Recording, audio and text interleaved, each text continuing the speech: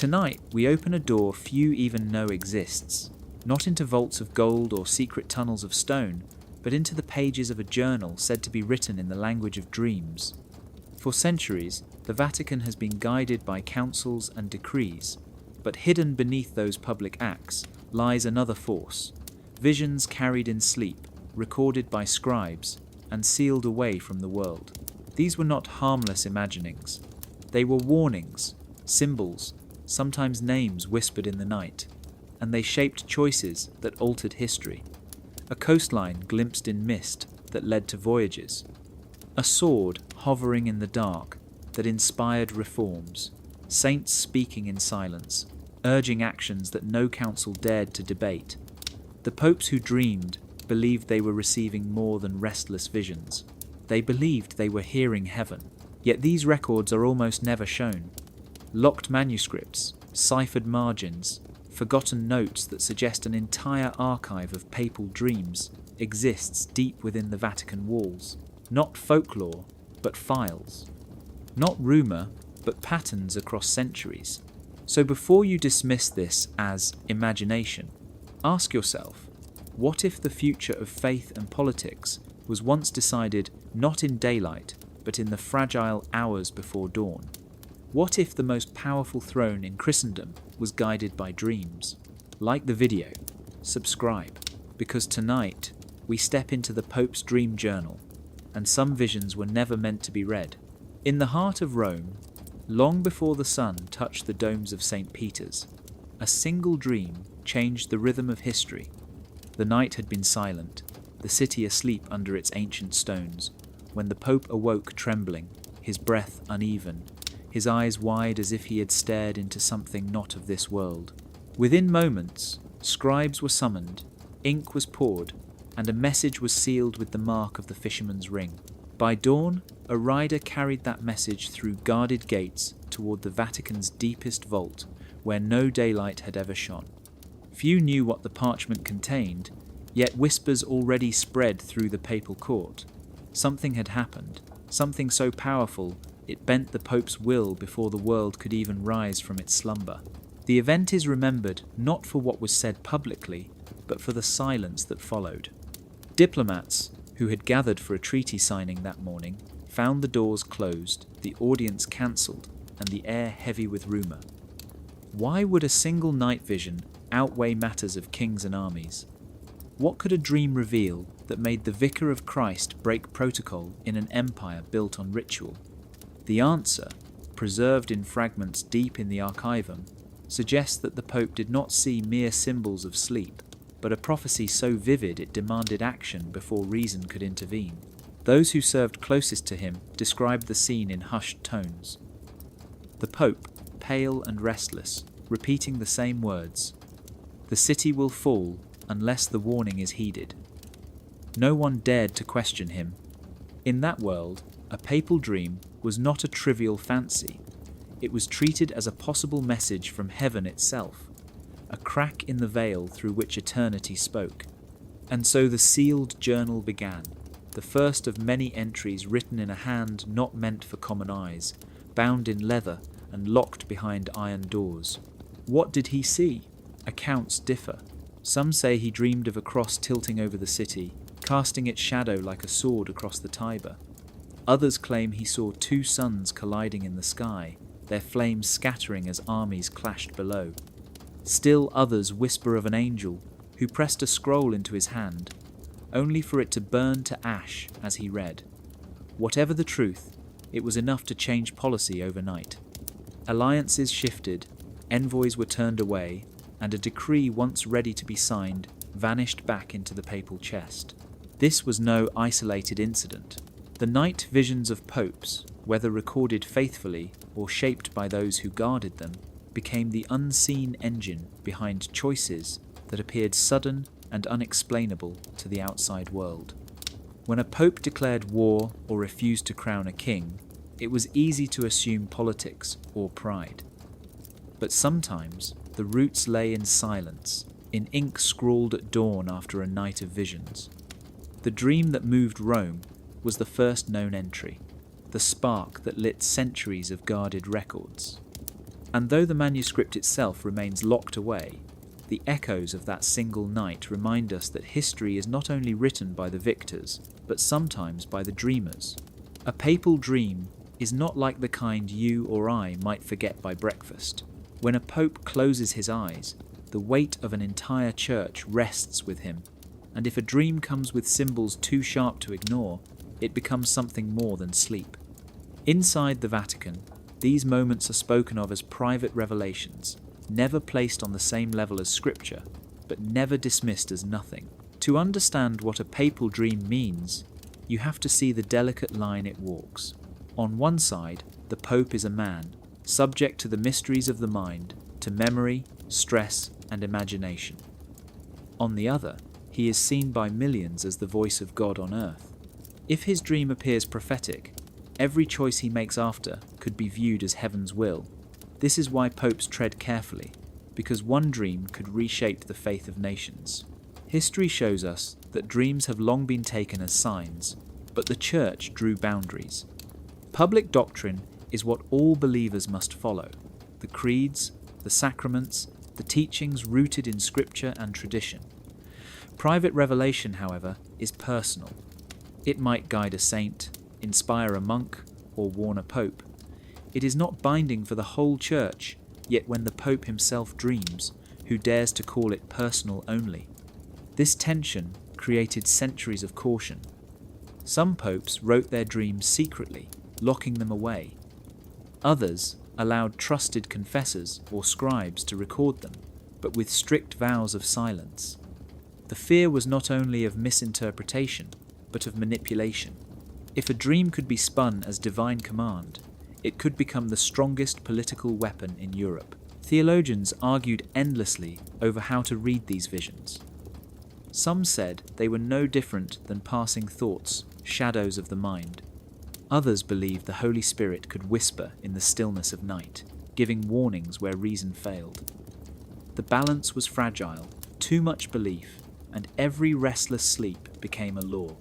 Too little, and a true sign from above might be ignored. That balance is why popes often treated their dreams with secrecy. To admit them openly would risk shaping faith on visions no one else could see. To ignore them entirely might invite disaster if the dream carried truth. Even in modern times, the same caution lingers. The Church teaches that God can speak in many ways, but also that human imagination is powerful, capable of creating illusions. A dream of fire might be prophecy, or just the echo of candlelight before bed. A dream of a fallen city could be divine warning, or the anxiety of a leader watching kingdoms collapse. Only the Pope and his closest advisors could decide which was which. And yet, when we look back at sudden changes in Vatican policy, strange refusals, or unexpected declarations, the timing often aligns with nights when the Pope confessed he had seen something beyond reason. So what is a papal dream?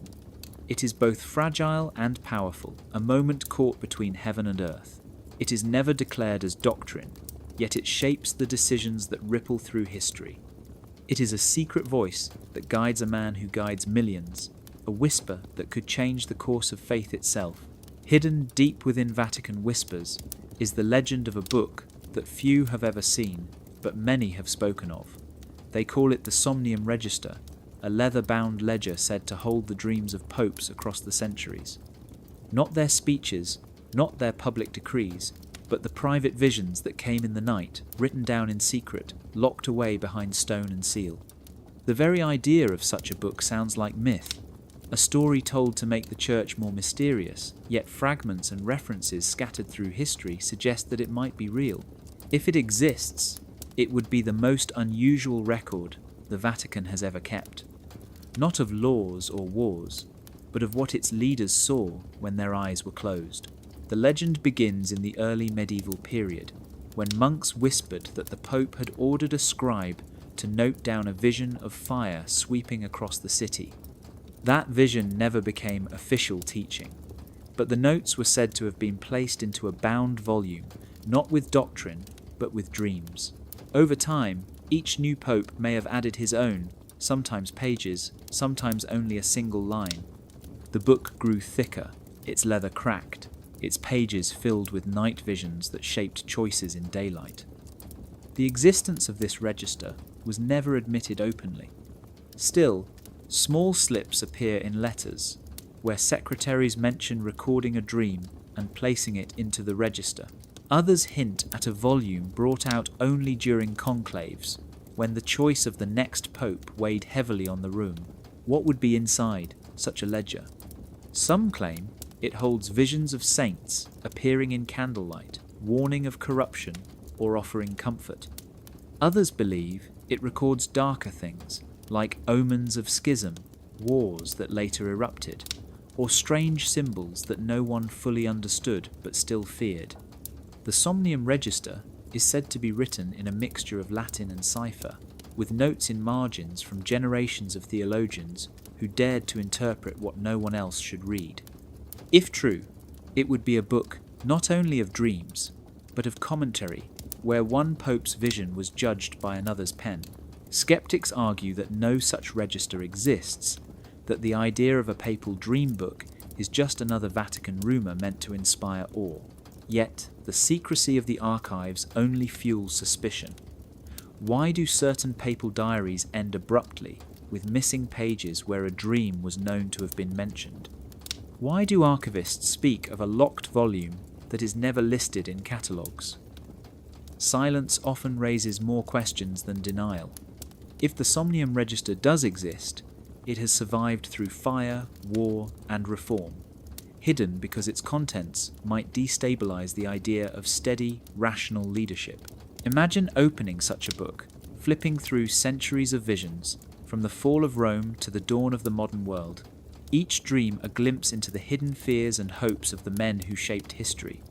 Whether myth or reality, the idea of the Somnium Register endures because it captures something timeless.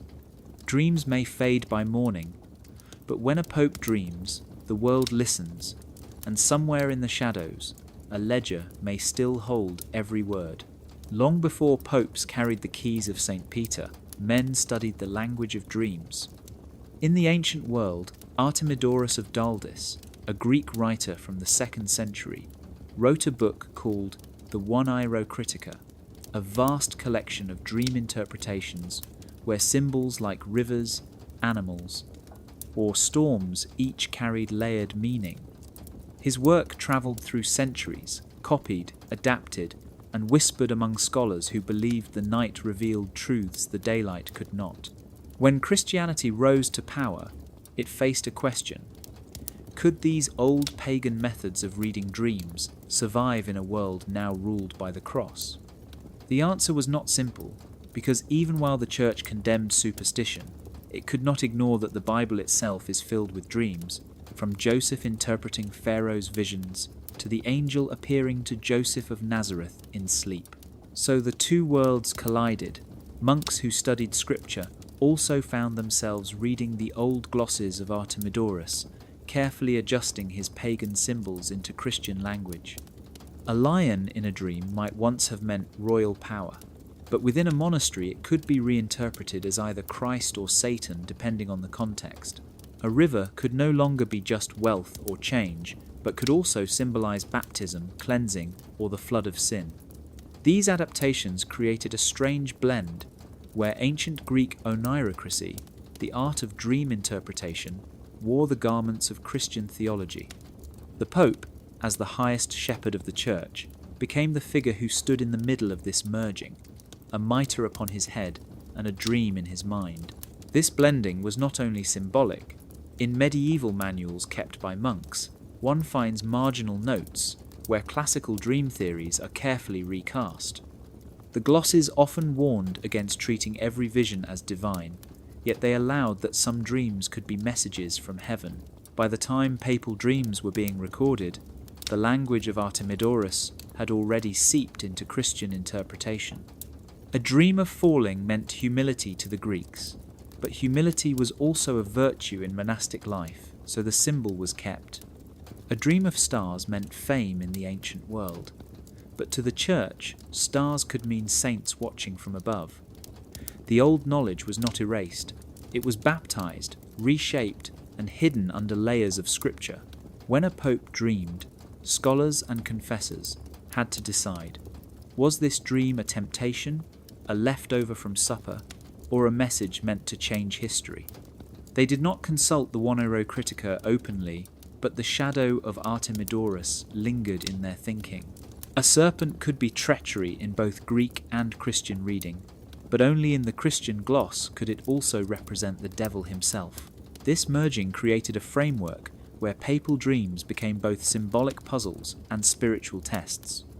The Pope wore the mitre, but behind the mitre were centuries of dream readers, both pagan and Christian, whispering interpretations into the same ear. In this way, papal dreams became more than private visions. They became crossroads where ancient wisdom and Christian discernment met, forming a secret language that shaped decisions behind Vatican walls. A language not taught in schools, not declared in catechisms, but still alive each time a pope closed his eyes and wondered if the voice that spoke in the night was memory, myth, or the whisper of God. When a pope dreams, the memory of it is not left to fade like smoke at dawn. Within the Vatican, there have always been quiet hands tasked with preserving what the pontiff sees in the night. These were not ordinary scribes, but chosen monks, trained in discretion, obedience, and silence. Their work was unlike copying scripture or illuminating holy texts. Instead, they became the keepers of shadows, recording visions that could never be preached from the pulpit, but might still influence the fate of kingdoms. The protocols were strict, almost ritualistic. If the Pope awoke troubled, he would summon his confessor first. The confessor listened, weighed the details, and only if the dream was deemed too important to ignore did he call upon the night scribe.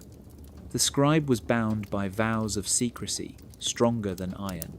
He would write every word exactly as spoken, resisting the temptation to interpret, for interpretation belonged to others. Even the smallest details mattered. If the Pope said he saw 3 stars, the scribe wrote 3, not many.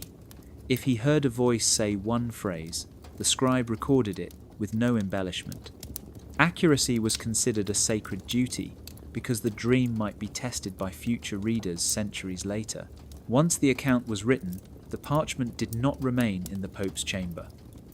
It was placed into a sealed folder marked with symbols only archivists understood and carried to the appointed vault. In earlier centuries, this was often a locked chest within a monastery, guarded as carefully as relics of saints. Later, as the Vatican archives expanded, such writings were hidden deeper, behind catalogue systems known only to select clerics. Access was so restricted that even cardinals rarely saw them. The scribe himself often never saw the page again once it left his hand. His task was to record and vanish, as if the dream had been captured into ink and then removed from memory. There were rules about timing as well. Dreams were to be recorded before sunrise, while the images were still sharp in the Pope's mind. Some records note that scribes were woken from their own beds in the middle of the night to sit by candlelight and scratch down hurried words, while the pontiff spoke in fragments, sometimes shaking, sometimes weeping, sometimes in awed silence. The atmosphere was heavy, as if the act of writing itself transformed a fleeting vision into history. The parchment then bore not just ink, but authority, a permanent witness to something that had taken place in the borderland between body and spirit. For centuries, these night scribes remained nameless, their identities hidden. They were not meant to be remembered. They were vessels through which the dreams of one man could pass into the collective memory of an institution. Without them, the Somnium Register, if it exists, could never have been compiled. Their work made fragile moments of sleep endure for generations. In the end, they were not writing for themselves or even for the Pope. They were writing for the unseen eyes of history, for a future that might one day uncover the secrets they guarded so faithfully in the dark. Inside the Vatican, there are many doors, but not all of them open with the same ease. Some lead to libraries filled with theology, others to archives stacked with centuries of papal decrees. Yet the most curious doors are the ones few have ever touched, the ones sealed with iron locks, where keys are counted and logged with the precision of a military arsenal. It is said that the manuscripts recording papal dreams are among the most guarded of these treasures, and for good reason. While a letter or bull can be debated in public, a dream is too fragile, too personal, and too easily twisted into power if placed in the wrong hands. That is why even cardinals, men who guide the Church's highest decisions, rarely gain permission to see them. The rules of access have always been wrapped in secrecy. A manuscript recording a papal dream does not lie openly on a shelf. It is sealed, often with wax bearing the fisherman's ring, and logged into a restricted catalogue known only to select archivists. The key to its chest is held not by one man but by several, each required to be present if the volume is ever opened. This system of divided authority ensures that no single individual can wander into the vault at night and claim to have found prophecy. To read one of these manuscripts requires a chain of approvals that could stretch weeks, sometimes months, and even then only for a handful of scholars chosen for their loyalty and silence. There is a long tradition behind this caution. Throughout history, moments have shown how quickly a dream could alter the course of events. If a pope claimed to see a vision that supported one kingdom over another, wars could ignite. If he dreamed of a saint warning against a doctrine, entire councils could be swayed. The Vatican knew this, and so it built walls of keys and seals to keep such fragile texts from becoming tools of ambition. Silence became the greatest safeguard, because in silence, rumours could not grow into revolts. Even within the College of Cardinals, access to dream manuscripts was discouraged. A cardinal might guide the Church, but he was not meant to guide the Pope's private visions. Those were for the pontiff and his most trusted confessors alone. Whispers say that some popes themselves hesitated to open the old volumes, fearing that reading the dreams of predecessors might shape their own choices. Yet, the manuscripts were never destroyed. They were preserved as if the Vatican believed that someday, when the world was ready, these writings might serve a purpose beyond secrecy. Until then, they remain bound in silence, sealed not only by wax, but by centuries of caution. The idea is unsettling. Behind stone and shadow lie words written at candlelight, moments of vulnerability captured by scribes, guarded so tightly that even the most powerful men of the Church may never read them. And still the keys wait, the seals remain unbroken, and the silence around them continues to speak louder than any declaration could. In the early medieval years, when Europe was fractured by warlords, and kingdoms rose and fell like waves, one pope is said to have dreamed of a cross tilting dangerously to the side. The vision was simple yet terrifying. The cross, symbol of the faith and sign of the Church's strength, leaned as though it might collapse, its shadow stretching long over the city of Rome. Witnesses claim the Pope awoke trembling, convinced that this was no ordinary dream but a warning that the balance of Christendom itself was at risk. He called for his confessor, spoke the vision aloud, and by dawn a scribe had recorded the words onto parchment. That document, believed to be the first entry in the hidden dream ledger, did not gather dust. It became the spark for one of the boldest alliances the papacy would ever attempt. At the time, the Church was hemmed in by threats. Roman authority had long crumbled, and local kings demanded loyalty with sword and coin. The Pope feared the cross, in his dream, symbolized not only spiritual weakness, but also political collapse. He read the tilt as a command to act, to seek strength beyond the fragile walls of the Vatican. Against the advice of cautious cardinals, he began secret talks with a power that had never before been welcomed so close to the papal throne. The alliance was risky, controversial, and opposed by many, yet the Pope pressed forward, pointing to his vision as justification. To him, the dream was not imagination, but divine strategy. When news of the pact spread, confusion followed. Some saw it as betrayal, others as salvation. How could one night's vision outweigh centuries of tradition? But the Pope held firm. He declared that God sometimes chose to speak in whispers of the night, and that ignoring such a warning would be greater folly than any alliance. It is said he even placed the parchment of his dream upon the altar before signing the treaty, as if to bind the decision not only in ink, but in vision. The symbol of the tilting cross became a rallying cry, repeated in sermons across Europe, reminding the faithful that without bold action, the faith itself could topple. History records that the alliance achieved mixed results. It brought temporary protection to Rome, but also stirred new conflicts in regions far away. Yet what lingers most is not the outcome, but the origin. For the first time, a pope had used a dream not merely as private counsel, but as public reasoning for a political move. This set a precedent, one that would echo through centuries as other popes wondered if their own visions could be wielded in the same way. The tilting cross of that early medieval night became more than a dream. It became the first entry in a hidden chronicle, where sleep and statecraft merged, where the shadow of the cross leaned over both faith and power, demanding choices that shaped the future of Christendom. There are dreams filled with symbols, shadows, and vague warnings. But then there are the ones that speak with a startling clarity, the ones that name names. In the long history of papal visions, there are accounts of nights when a pope awoke, claiming he had heard not just a message, but the very name of a man who was to rise in power. These moments carried a dangerous weight, because once a dream pointed to a bishop, an envoy, or even a successor, the entire political landscape of Europe could shift before dawn. A vision whispered in the secrecy of a papal chamber could ripple outward into kingdoms, monasteries, and armies, stirring loyalty or rebellion with equal force. One story tells of a pope who dreamed of a voice repeating the name of a bishop from a distant city. The next morning, against all counsel, the pope summoned that man to Rome and elevated him to a position of power that stunned the court. Some claimed it was divine foresight, that the bishop's rise would stabilize a troubled region. Others whispered it was reckless, that a dream should not outweigh the judgment of councils.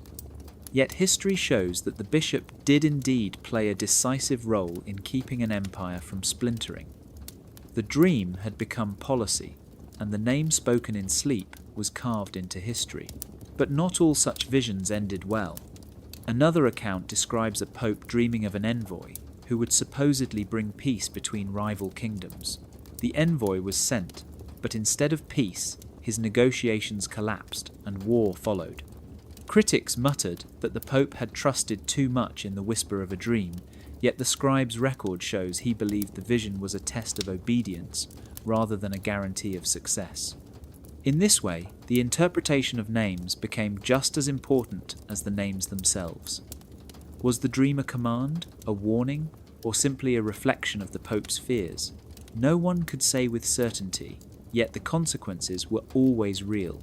The most unsettling are the dreams said to have named successors. In a world where papal elections could be fierce and even violent, a rumour that the Pope had dreamed of his heir could sway votes before the conclave ever began. There are chronicles where candidates were whispered about, not because of their political alliances, but because the Pope himself had murmured their names in his final days. Whether these claims were genuine or inventions crafted by supporters, they shaped outcomes. A name in a dream could crown a man with legitimacy no earthly rival could match. What makes these cases so haunting is the power of belief. Even if skeptics doubted the dreams, once the story spread, it carried a force that could not be ignored. Bishops elevated, envoys dispatched, successors chosen, all tied to the fragile line between sleep and waking. When a pope dreamed a name, it was never just a dream. It was a spark thrown into the dry kindling of politics, and the fire that followed could illuminate or consume whole chapters of history. One night, in the silence of Rome, a pope dreamed of the sky split in two. Above him hung not one moon but two, glowing side by side, casting competing lights across the earth. the dream left him shaken. To those who later recorded his words, he described the moons as battling silently, their pale beams twisting into rival paths, one waxing bright as the other waned. When dawn came, he declared that the vision was no ordinary dream, but a warning of division, a prophecy of schism that could tear the church apart. At the time, tension was already brewing between the eastern and western halves of Christendom. Doctrinal disputes simmered, and cultural rifts widened. Yet the dream was seen as the final push, a sign too sharp to ignore. The Pope gathered his closest advisors and revealed what he had seen. The two moons, he argued, were not celestial wonders but symbols of the Church itself, one in the east and one in the west, destined to shine separately unless action was taken immediately. His words carried such weight that new measures were drafted almost at once, desperate attempts to hold unity before fracture became permanent. The manuscripts tell us that emissaries were dispatched across seas and mountains to smooth over disputes. Councils were called earlier than planned, designed to remind bishops and patriarchs that the church was one body under one cross. Even sermons took on a new urgency, with priests warning their congregations about the danger of division, repeating the image of the two moons as though it had been scripture itself. For a time, the strategy worked. The fear of separation held rivals at bay, and the dream was whispered as a miraculous warning that saved Christendom from breaking too soon. Yet history is never easily controlled. Despite the Pope's efforts, the Great Schism did come centuries later, splitting East and West in a wound that has never fully healed. Looking back, some argue the dream of the two moons was not a warning to be avoided, but a prophecy of the inevitable, a glimpse of what could not be stopped no matter how many treaties or councils were arranged. Others claim the vision may have delayed the split, buying the Church precious time to prepare itself for the storm. Either way, the dream became more than private counsel. It shaped the diplomacy of an entire era, turning midnight visions into daylight policies. What lingers most is the haunting image itself. Two moons in the same sky, two centres of light competing for the same night. For the Pope who dreamed it, that vision was a burden, a responsibility that weighed on every decision he made. And for us, it remains a reminder of how fragile unity can be when the sky itself seems to mirror division. In the quiet of a dream, the future of the Church was revealed, and the steps taken afterward show how even the most cryptic vision can leave lasting ripples on the course of history. In the dim hours before dawn, when the echo of prayers had faded and the city lay still, a pope once awoke from a nightmare so vivid it burned itself into memory. He dreamed he was standing inside the great nave of a cathedral, its vaulted ceiling stretching high above, when suddenly the floor began to shake. From the shadows at the altar slithered a dragon, enormous and coiled, its scales glimmering like tarnished gold. It moved not with speed, but with slow, crushing weight, as though it had always belonged there, winding itself around the very pillars that held the church upright. The dream left him gasping, convinced he had seen a warning not of armies or kings, but of corruption feeding at the heart of the sanctuary itself. The scribe who wrote the account recorded the details with trembling care. The dragon did not roar, did not breathe fire. Instead, it stared with unblinking eyes, as if to say that it thrived not by open destruction, but by silence and complicity. To the Pope, this was no ordinary vision. He interpreted it as a symbol of greed, bribery, and the slow decay that had crept into the church's own corridors. The nave, the holiest place where worshippers gathered, had been invaded in his dream, and that meant reform could no longer wait. The morning after, orders were drafted with unusual swiftness. Inspections were commanded for major cathedrals. Audits of donations and indulgences began, and bishops were summoned to account for wealth gathered in shadow. To the public, these reforms seemed sudden, but those closest to the Pope knew their source. It was the dragon in his dream that had sparked his resolve. His edicts warned against priests who grew rich while the poor starved. against builders who cut corners while claiming to honor God, against officials who twisted laws for gold. Each order was framed in the language of purification, a cleansing of the nave, as if the nightmare had to be exorcised from reality itself. Of course, resistance followed. Many within the church profited from the very corruption he sought to root out, and they whispered that basing reform on a dream was madness, yet the Pope never wavered. He returned often to the same imagery, describing the dragon not as myth but as a shadow of real sins. In his mind, God had sent a vision so clear that ignoring it would be the greater crime. History remembers that his reforms did not end corruption forever, but they left a mark. Certain practices were curbed, accountability increased, and the authority of the papacy was strengthened for a time. The dream of the dragon in the nave is still whispered about in Vatican halls as an allegory of vigilance. It reminds us that the greatest threats are not always foreign armies at the gates, but hidden dangers within sacred walls. A nightmare became a mirror, forcing a pope to confront the shadows in his own house, and the reforms that followed prove that sometimes the most terrifying visions are also the most necessary. One night, a pope dreamed of standing on a shore he had never seen before. The sea stretched endlessly before him, and in the distance, a jagged coastline appeared through a heavy mist. He described cliffs like broken teeth, a bay shaped like a crescent moon, and a river cutting inland as though inviting ships to follow. The details were too sharp to be dismissed, too unlike anything he had ever witnessed in his waking life. When he awoke, he felt a strange urgency, as if God had placed a map in his mind. By dawn, he summoned his closest advisors, confessors, and one archivist known to have access to forbidden charts hidden in the vaults. The scribe recorded the dream, and the archivist was ordered to search through maps that were never meant for open eyes. Within the Vatican there had long been whispers of ancient cartography, charts copied from Greek, Arab, and even older sources, maps that showed coastlines far beyond what was publicly acknowledged in Europe. Officially, these were locked away, deemed dangerous, because they hinted at lands the Church was not yet ready to claim or explain. Yet, after the dream of the coastline, the Pope demanded they be brought out under candlelight. For hours, he compared the memory of his vision to the fragile lines drawn on vellum.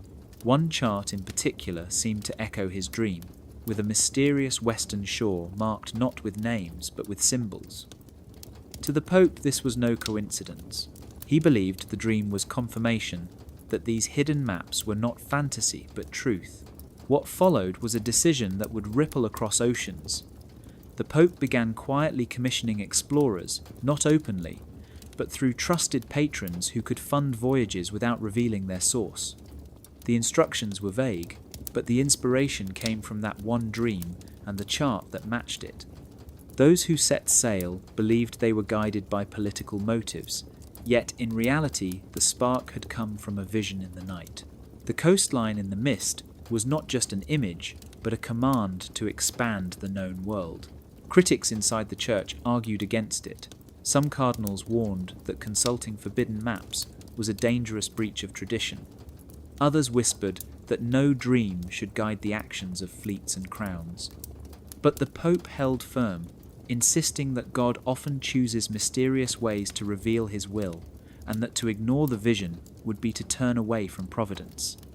In the years that followed, new lands were charted, rivers traced, and bays entered, and though history credits explorers with discovery, the hidden manuscripts suggest the true beginning lay in a papal bedchamber, where mist parted in a dream. The story of the map in the mist lingers because it shows how fragile the line is between imagination and destiny. A coastline, seen in sleep, led to voyages that reshaped the globe. If the Somnium Register contains that entry, then it proves that sometimes history does not start with compasses or sails, but with a dream that feels too real to forget. In the crowded streets of medieval Europe, rumours could travel faster than any decree. A whispered story in a marketplace could ignite belief more quickly than an official sermon.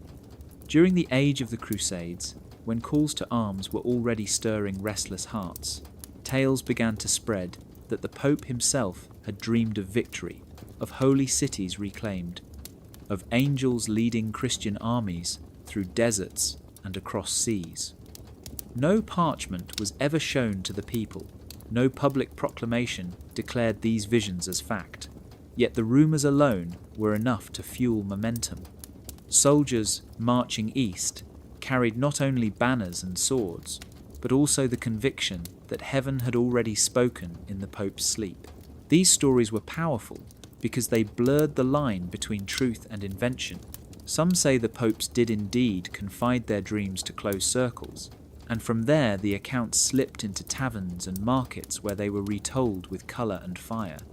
Others suggest the dreams were inventions of crusader preachers, eager to convince recruits that God had already chosen their cause. Either way, the effect was the same. The idea that a pope's dream had shown the path to victory gave campaigns a sacred inevitability.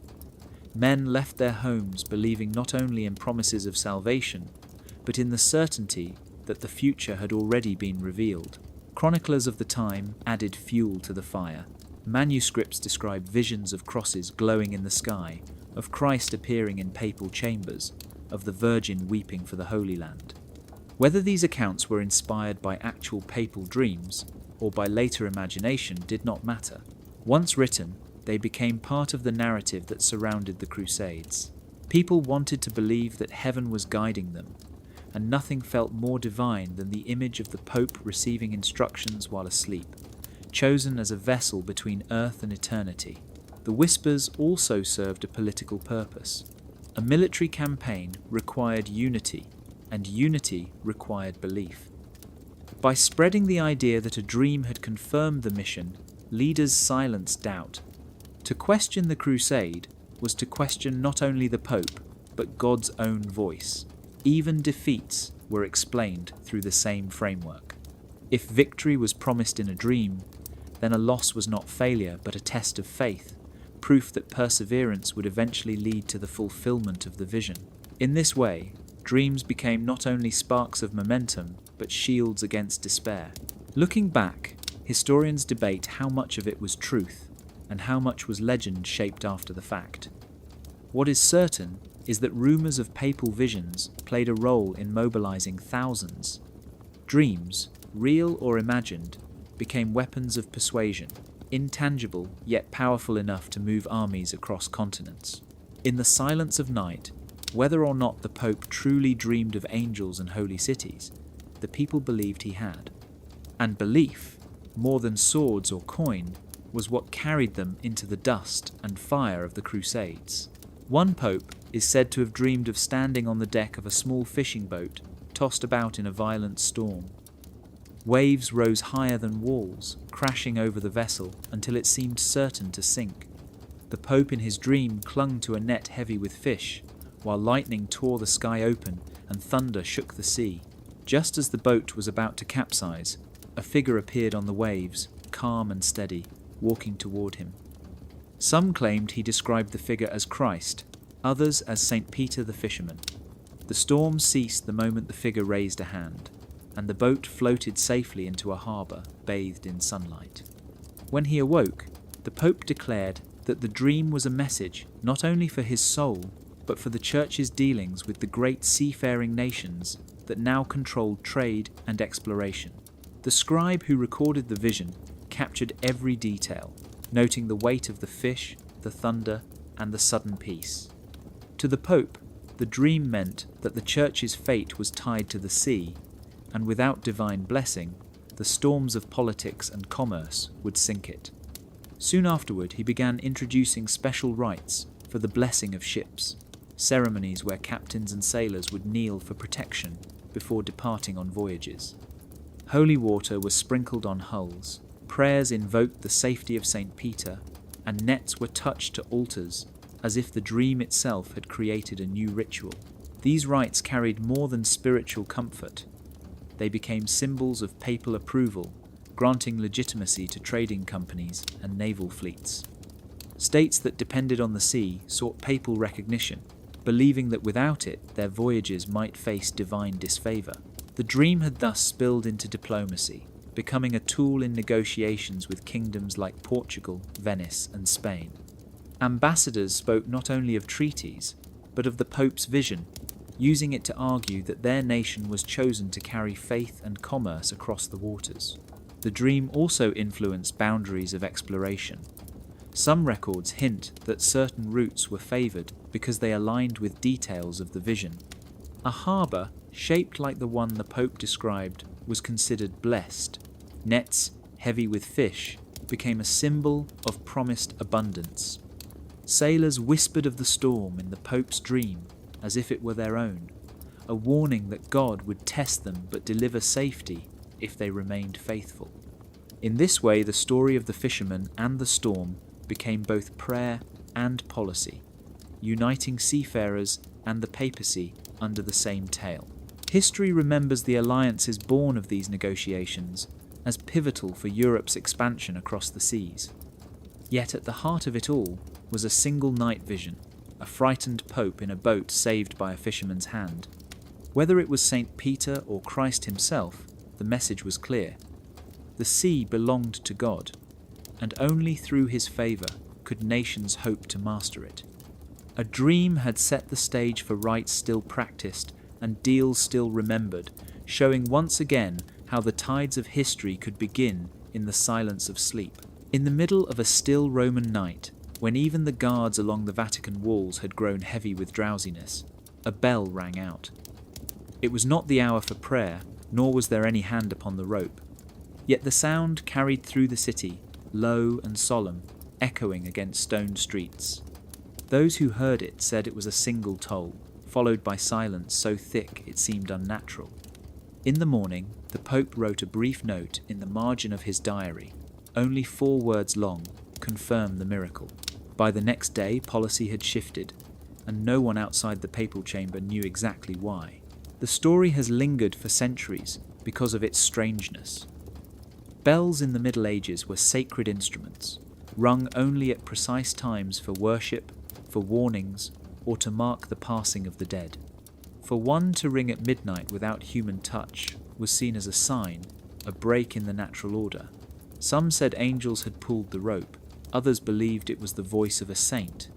Skeptics wondered if a wandering hand or a strong gust of wind had set the bell moving, but the Pope himself treated it as divine proof.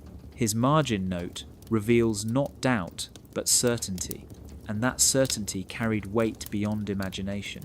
The next day, a council met, and the Pope announced a sudden shift in policy that astonished even his closest cardinals. A treaty that had been stalled for months was signed, and a new decree regarding the independence of a monastery was declared.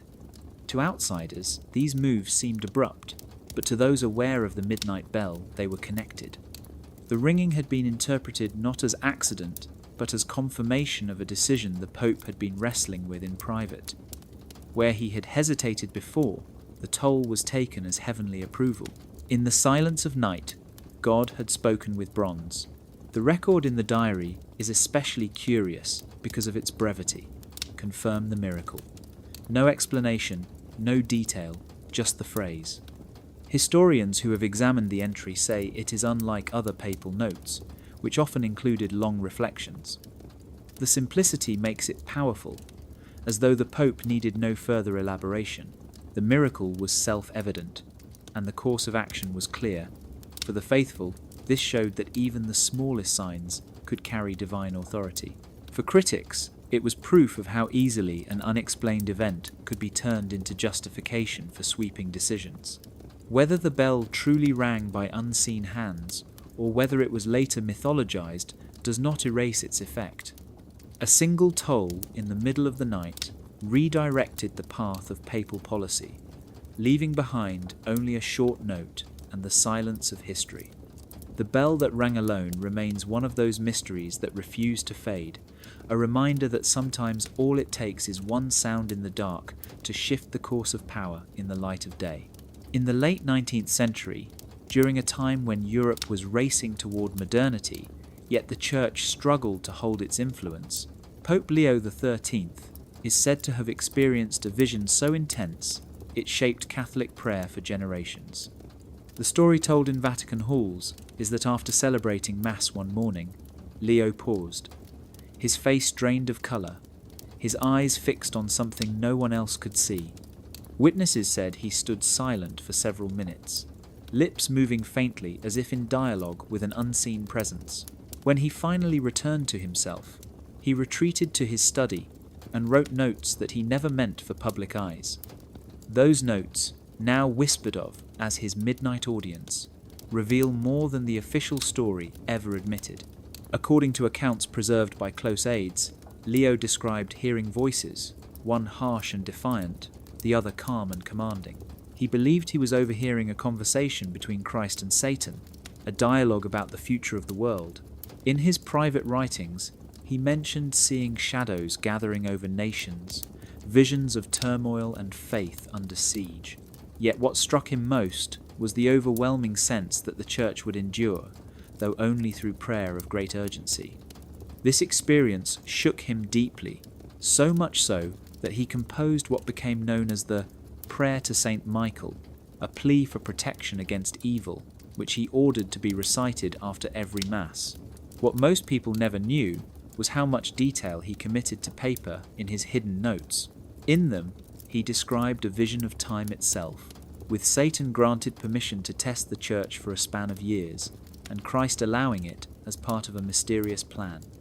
The Pope confessed that he felt he had witnessed not just a symbolic moment, but an actual agreement, a cosmic audience in which he had been both witness and participant.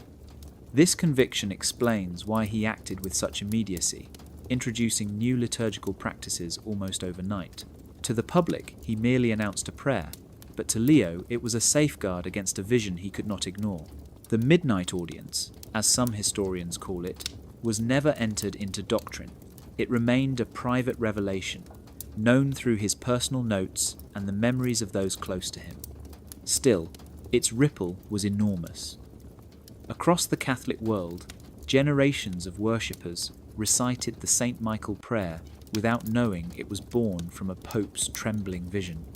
For Leo, the prayer was not optional but necessary, a shield forged from the words he believed heaven had placed upon his heart. Looking back, the story of Leo's vision is often surrounded by speculation and myth. Did he truly hear voices, or was it exhaustion and age? Did he see a supernatural audience, or did his imagination mirror the anxieties of a world changing too quickly? The truth may never be proven, yet the effect is undeniable. A private moment in a silent chapel reshaped public worship for decades. And once again, history reminds us that in the stillness of a dreamlike vision, the course of faith can be redirected by the conviction of a single man. Among the fragments of papal dream records that have surfaced in whispers and scattered references, two symbols appear again and again, the rose and the sword. They are so frequent that scribes and interpreters across centuries began to treat them not as random images, but as weighted signs, markers of meaning that could tip the scale of decisions. Each time a pope dreamed of either, the record was noted carefully, often with added commentary in the margins.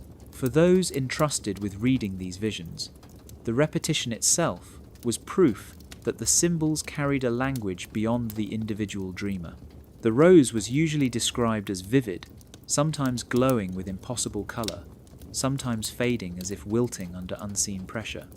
Popes who dreamed of roses often recorded feelings of peace, reconciliation, or divine presence.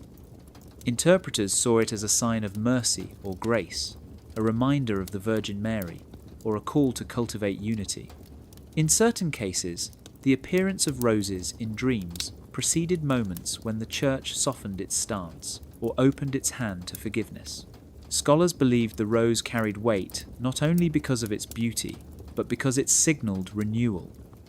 It was the image of something delicate, yet enduring, a symbol that encouraged the Pope to act with compassion. The sword, however, told a different story.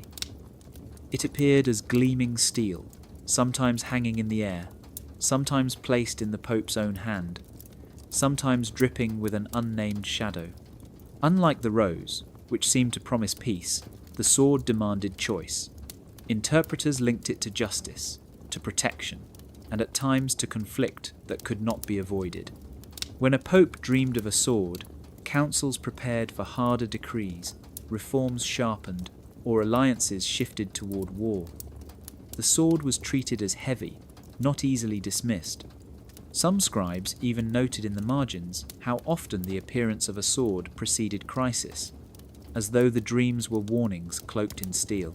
What fascinates historians is how these two symbols often appeared in pairs. In one vision, a rose was pierced by a sword, yet did not fall apart. In another, a sword lay upon an altar, while roses bloomed around it. The interpreters debated whether these pairings meant balance, that mercy and judgment must walk together, or conflict, that peace was always shadowed by the possibility of violence. Because the symbols recurred across centuries, the weight assigned to them grew stronger. They were no longer simply dream images, but part of a hidden code woven into the papal imagination. The act of weighting symbols was itself a careful art. A single rose might be noted but treated lightly unless it appeared multiple times or in connection with important events. A sword, however, was rarely ignored, for its presence carried a gravity that compelled attention. In the Somnium Register, if it truly exists, the tally of roses and swords would read like a secret barometer of the Vatican's inner life, predicting when the Church would bend toward mercy or steel itself for judgment. And behind each entry lies the unsettling truth that history was shaped not only by councils and decrees, but by roses and swords blooming and clashing in the minds of popes while they slept. Inside the vast vaults of the Vatican archives, among shelves that stretch farther than the eye can see, there are manuscripts marked not only with papal words, but with the quiet hand of others. These were the Archivists, the unseen readers who did more than store dreams.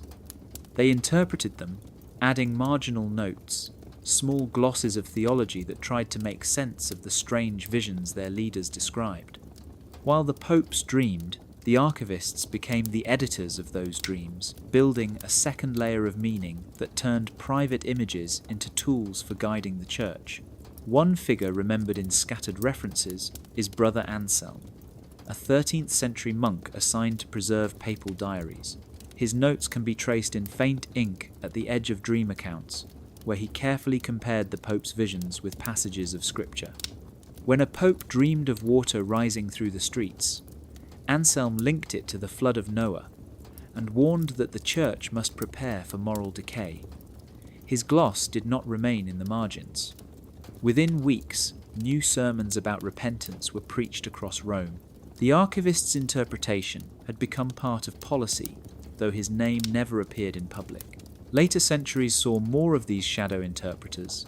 In the 15th century, Cardinal Barozzi left annotations so dense that some dream manuscripts appear half covered by his words.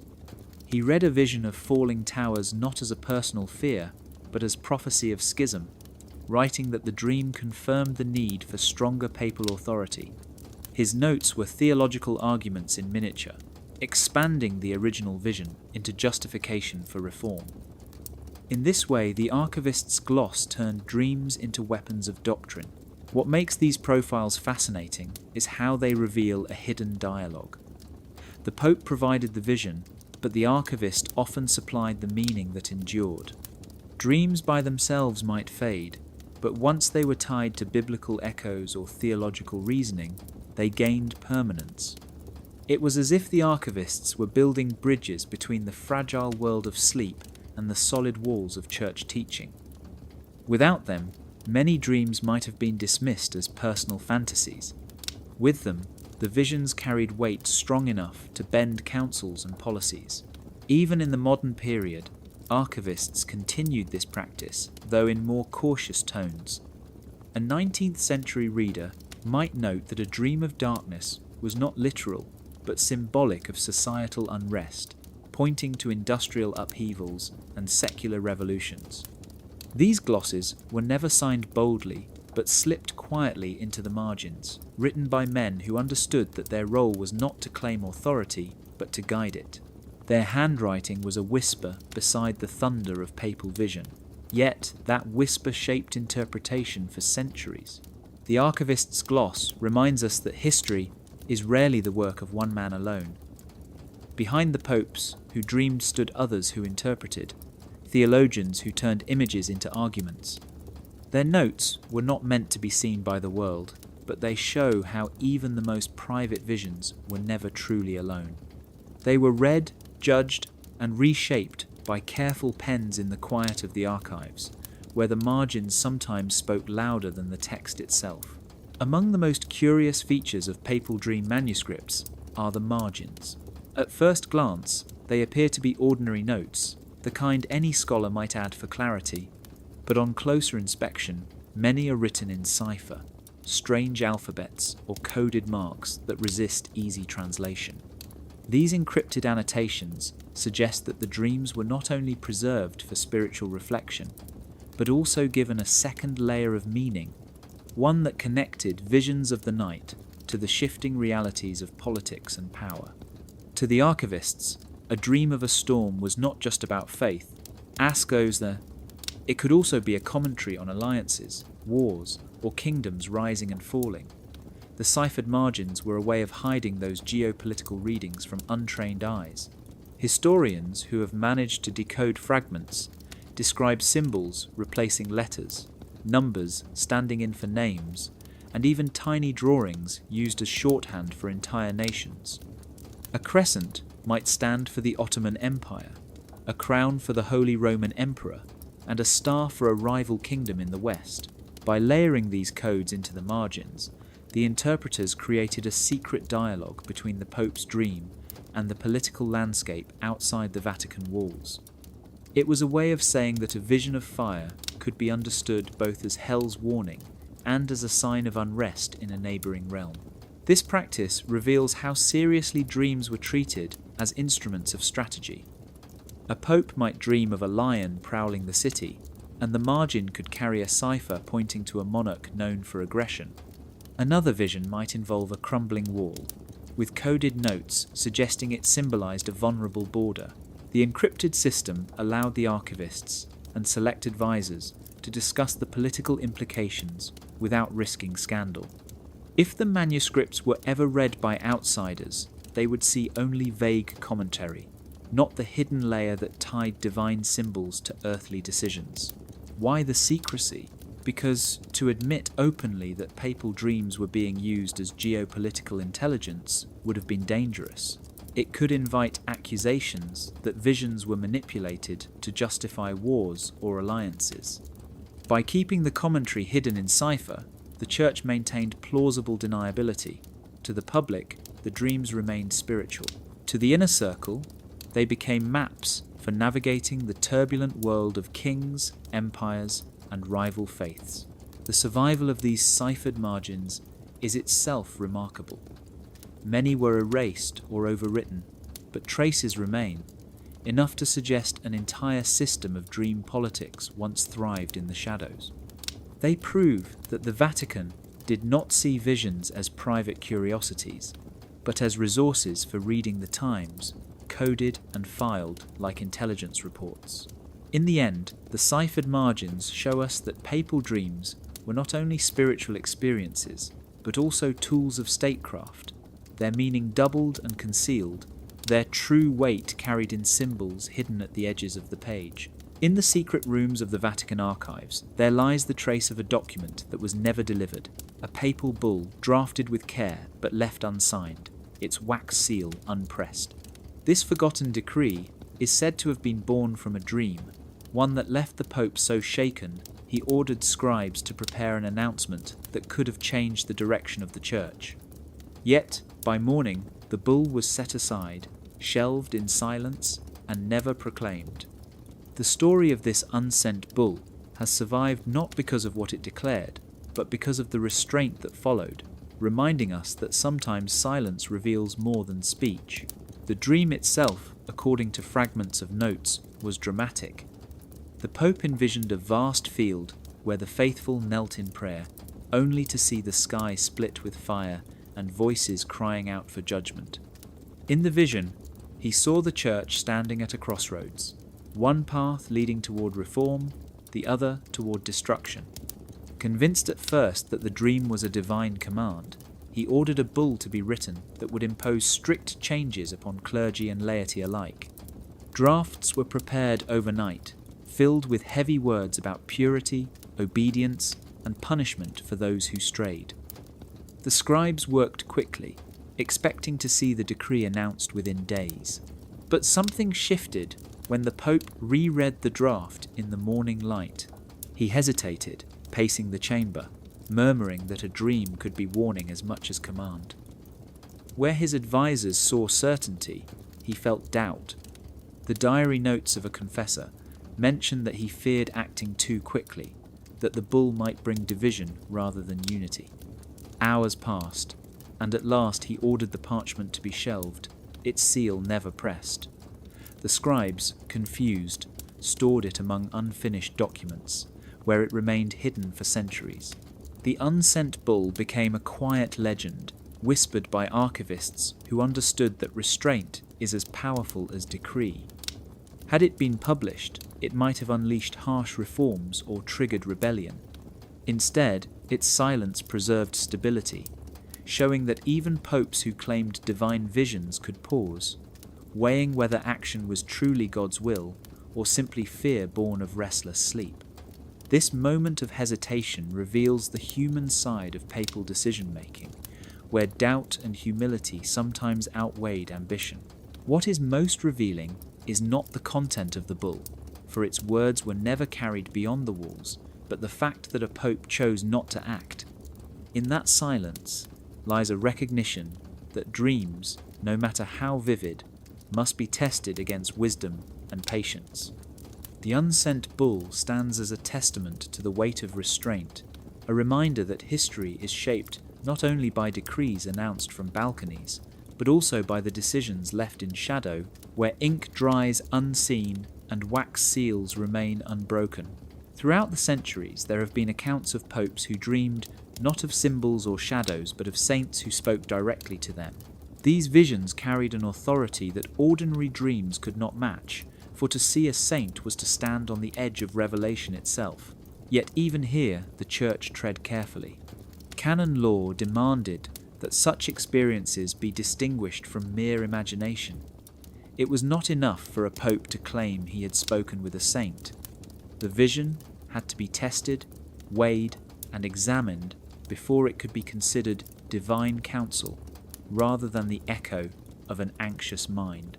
One of the most famous examples involves a pope who dreamed of St. Peter appearing at his bedside, urging him to defend the independence of the Church against kings who sought to control it. The pope woke with tears and immediately prepared letters to assert his authority. Yet before the letters were dispatched, his advisers required that the dream be examined. They consulted theologians, who debated whether the vision carried signs of authenticity. Was the saint's message consistent with Scripture?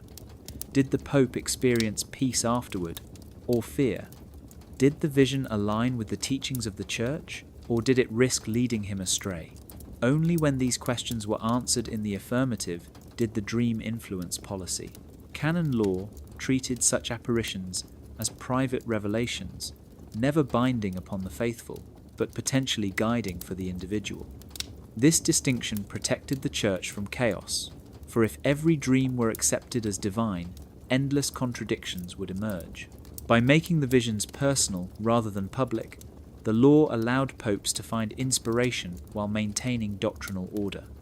A saint speaking in sleep could comfort, warn, or strengthen a pontiff, but it could not create new doctrine on its own. The line was fine but essential. There were also cases where saints appeared in dreams, and their words were judged to suspect.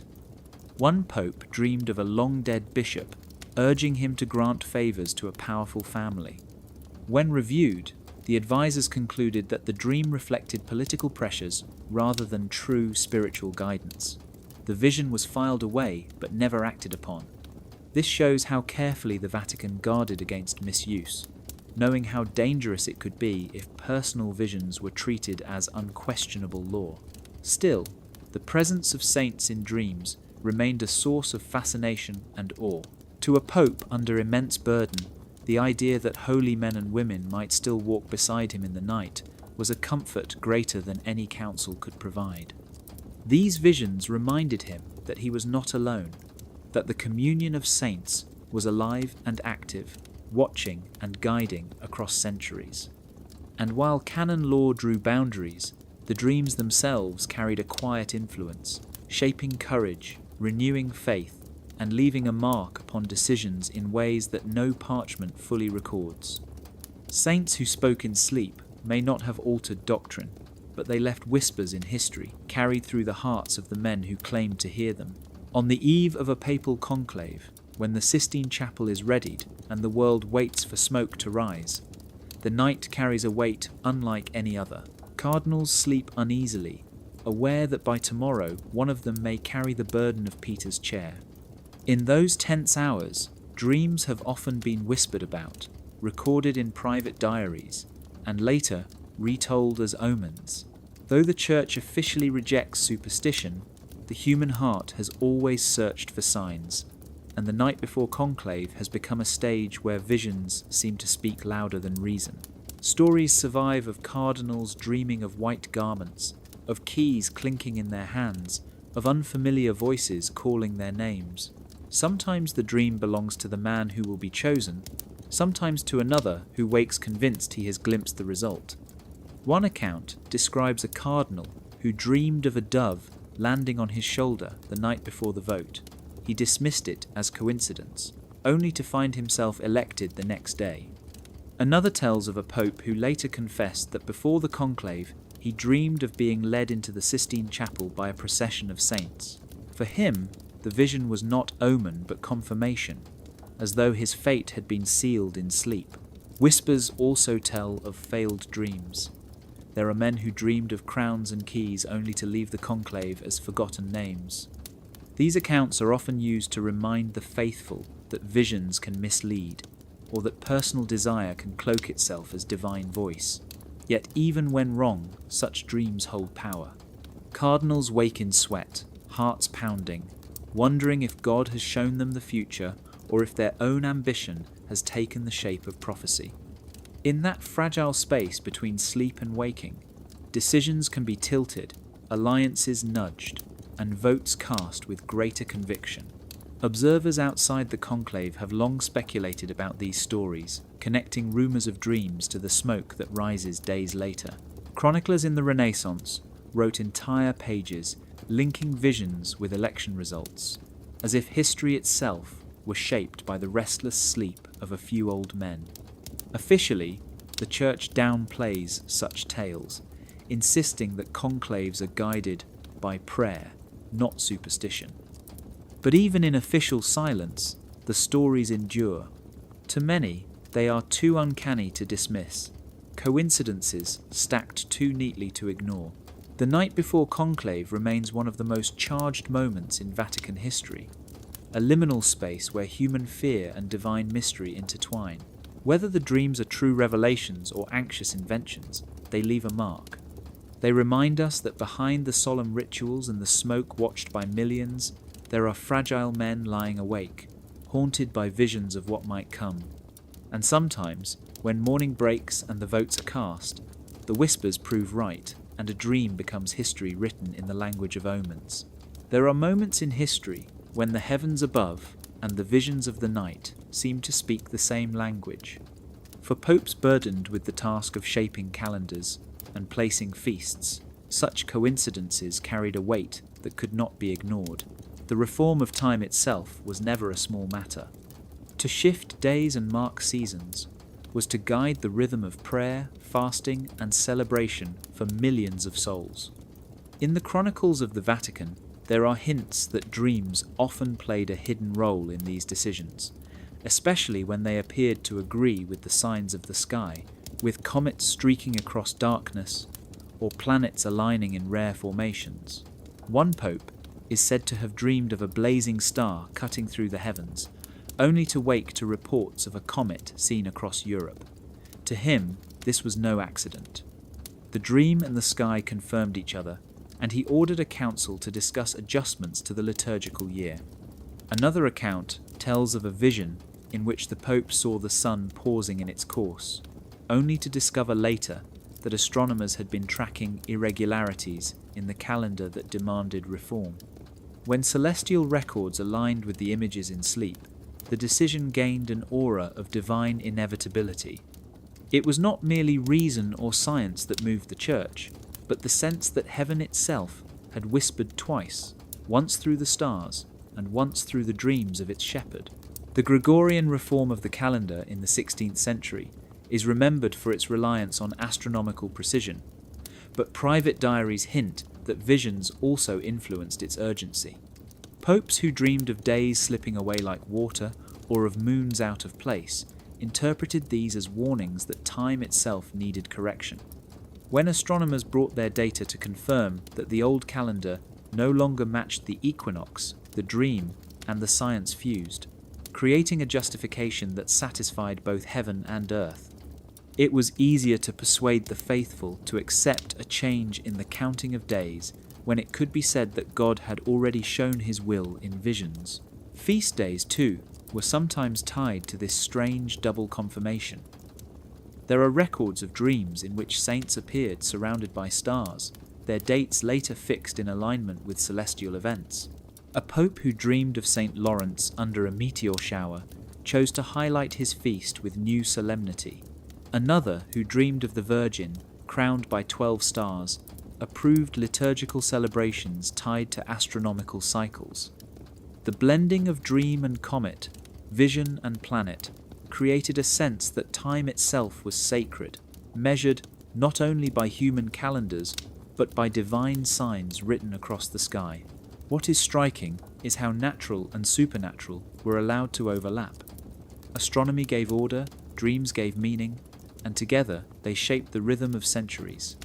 Calendars and comets remind us that time has never been purely scientific nor purely spiritual. In the Vatican's hands, it became both, guided by data and by dreams, binding heaven's light to earth's schedule.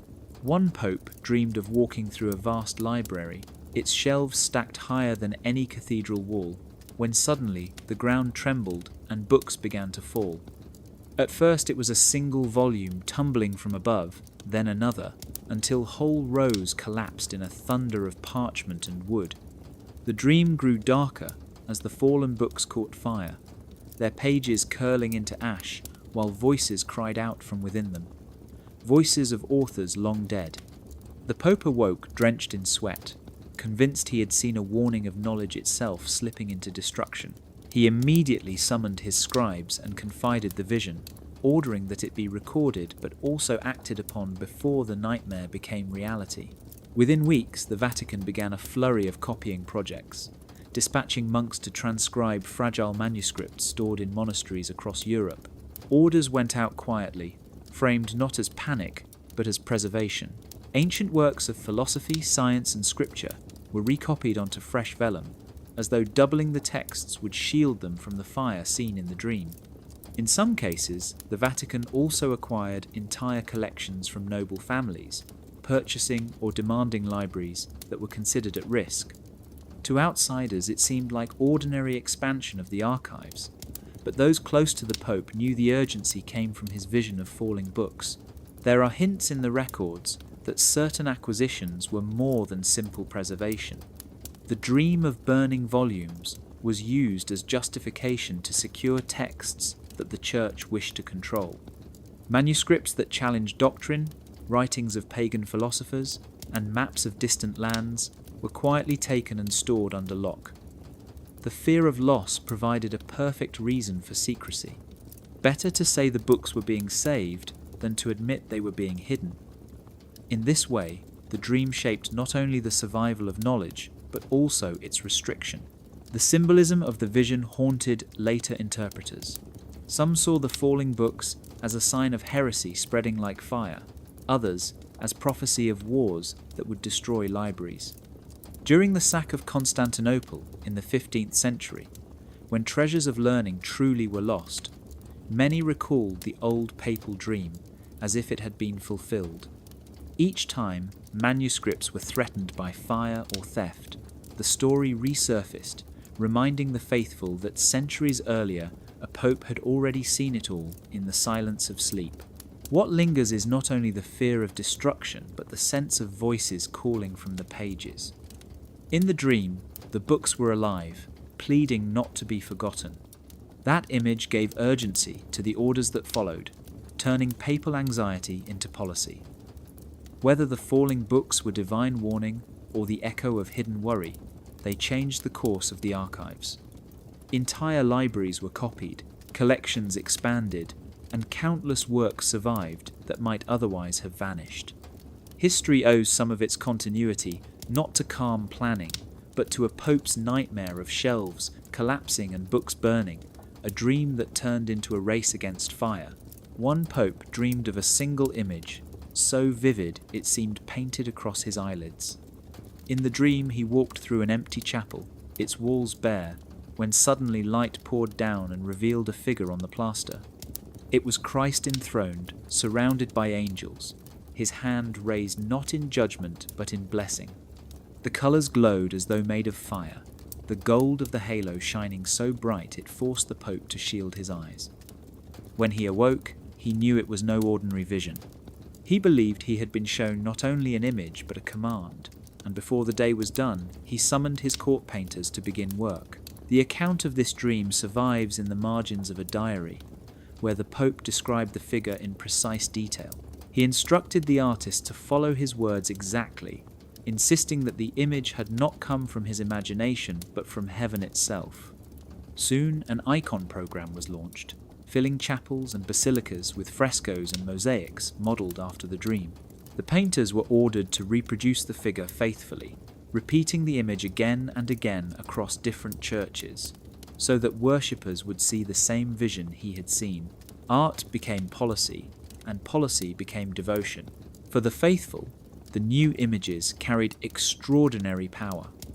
Pilgrims travelled to gaze upon them, believing that by looking at the painting they were sharing in the Pope's dream.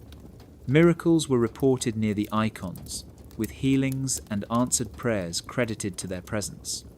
The Church promoted these stories, weaving the art into the life of the people.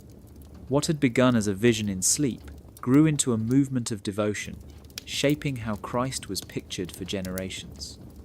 The dream turned into a visual language that spread across Europe, but not everyone was convinced. Some cardinals questioned whether it was wise to base an entire program on one man's vision. They feared it encouraged superstition, or worse, that it gave too much authority to an image that had no grounding in Scripture. Yet the Pope held firm, reminding them that God had often spoken through visions, and that art was not mere decoration but a tool of teaching. In his mind, the dream was not personal but universal, meant to be shared through paint and stone until the whole Church could see what he had seen. The legacy of that decision still lingers in surviving mosaics and paintings, many of which can be traced back to the same template described in the diary. They stand as reminders that art in the Church was never only about beauty. It was also about power, memory, and obedience to visions. The Painter's Commission shows us that policy can be written not just in ink, but in colour and light, born not of debate in councils, but of a single dream that glowed so brightly it demanded to be set in stone and pigment for all to witness. There were nights when a pope's dream was not tucked away for quiet reflection, but acted upon before the sun had even risen. The urgency of such visions was so strong that messengers were dispatched at dawn, carrying sealed letters to kings and ambassadors who had no idea their day would be shaped by the sleep of a man in Rome. This practice came to be known among archivists as diplomacy by dawn, the moments when symbols felt too sharp to ignore and action could not be delayed. In these cases, the dream itself was treated as a command, and hesitation was considered dangerous. One story tells of a pope who dreamed of two serpents coiling around a cross until one suddenly vanished, leaving the other to strike. He woke with the conviction that it represented two rival kingdoms on the edge of war. Without summoning a council, without even breaking his fast, he dictated urgent letters and sent emissaries racing out of the city. By evening, they were already on the road, carrying words meant to calm a conflict before it began. Historians later noted that the rivalry eased in those months, and though no one could prove the dream had changed the outcome, the timing was too precise to dismiss. The remarkable detail about these episodes is the speed. Normally, papal diplomacy was a slow machine, weighed down by layers of consultation and ceremony. But when a dream carried the aura of revelation, the Pope felt free to act without delay. The image from the night was fresh in his mind, its colours and voices still burning. He feared that waiting even a day might mean disobedience to heaven. Thus, emissaries rode out at first light, sometimes before even the cardinals had been told of the vision that sent them. For the recipients of such sudden messages, the effect was unsettling. Imagine a king receiving an unexpected letter from Rome, urging him to reconsider a treaty or halt a campaign, with no warning and no explanation beyond hints of divine insight. Some accepted it as holy guidance. Others bristled at the thought that papal dreams could dictate earthly politics. Yet whether welcomed or resented, the letters carried the authority of the Church, and they forced rulers to pause, if only to consider what power lay behind such urgency. The archives reveal margins where scribes noted phrases like acted same day or dispatched without counsel. These quiet remarks tell us that not all agreed with the practice, yet the very survival of the notes shows how common it became. Diplomacy by dawn was not the norm, but it was never rare. It was the Church, at its most instinctive, responding to symbols in the night with messengers on the road by morning. And in those moments, history turned quickly, guided not by plans carefully debated, but by visions carried in the fragile space between sleep and waking. Within the secretive chambers of the Vatican, there exists mention of something called the Somnial Dossier, a curious practice by which papal dreams were not considered in isolation but collected, compared, and weighed until a threshold was reached. A single vision might stir reflection, but when the same theme appeared again and again across nights, or even across different pontiffs, the accumulation was treated as a sign that action could no longer be delayed. The dossier was not a single book but a method, a way of gathering fragments of the unconscious until they formed a decision as solid as any council decree. Imagine a pope dreaming once of a crumbling bridge. The image is noted, copied into a register, and filed away. Weeks later, another dream returns, this time the same bridge falling into a river. The archivists add the new account beneath the first, annotating it with glosses of scripture. When a third dream comes, perhaps showing pilgrims stranded at the water's edge, the weight grows too strong to ignore. At that point, the Somnial Dossier is said to be opened, the accumulated record read aloud, and the Pope urged to see the pattern. What began as scattered symbols becomes a chorus, a command drawn not from one restless night but from many. The system worked, like a balance between caution and urgency. Popes were constantly reminded that dreams could mislead, so restraint was encouraged after a single vision. But when a theme repeated, when symbols returned with persistence, the repetition itself became the proof. The threshold was called go or no-go, a moment when hesitation ended and action began. Some decisions about alliances, reforms, or missionary campaigns are whispered to have been triggered this way. Not after long debates, but after archivists laid out the dossier of recurring dreams, their ink like drumbeats echoing through time. One of the more famous stories tells of several popes across a century who each dreamed of wolves gathering outside the walls of Rome. The visions were not identical but close enough that archivists stitched them together into a narrative. By the time the fourth pope dreamed of the same wolves, the dossier was consulted and interpreted as a warning of heresy spreading through Europe. Soon afterward, new measures were enacted to strengthen doctrine and suppress dissent. Whether or not the wolves represented anything real, the persistence of the symbol across generations carried undeniable force. The Somnial Dossier reminds us how the Church navigated between skepticism and faith. Dreams were neither dismissed as nonsense nor accepted blindly. They were collected like evidence, studied for patterns, and given weight only when they showed persistence. This practice blurred the line between psychology, theology, and politics, turning the private world of sleep into a collective tool for governance. In the end, the dossiers show that history sometimes hinged not on a single night of revelation, but on the slow accumulation of visions, each one a whisper, until together they became a shout that no pope could ignore. Even in a place built on faith, there are limits to what dreams can command. Throughout the centuries, there are records of nights when visions stirred popes to act, only to find their advisors pressing the brakes.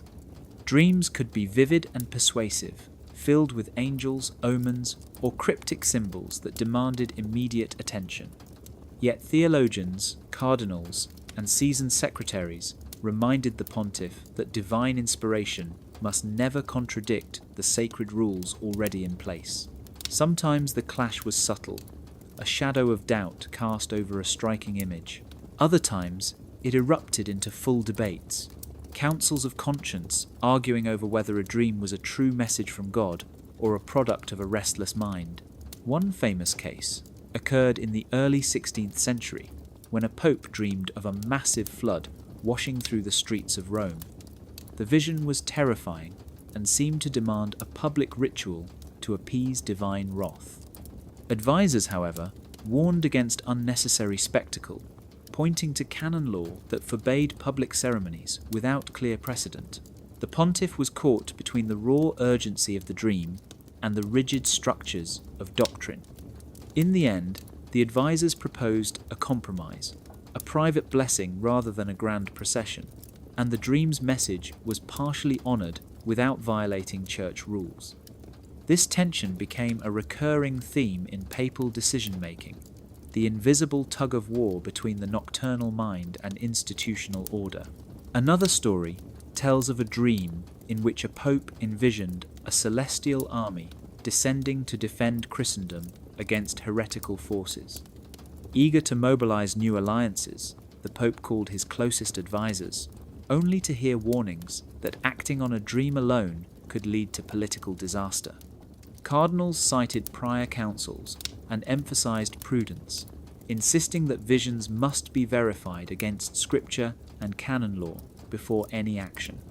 The pontiff wrestled with frustration, knowing that ignoring the dream might mean losing divine guidance, yet obeying doctrine kept the church from rash decisions that could provoke scandal or rebellion. These clashes were rarely documented openly, the arguments recorded only in private notes or whispered accounts. They show the human side of the papacy, a leadership that had to balance inspiration with responsibility. Dreams could be persuasive, even haunting, but they were not ultimate authority. The system of checks ensured that no single vision, however vivid, could override centuries of law and precedent.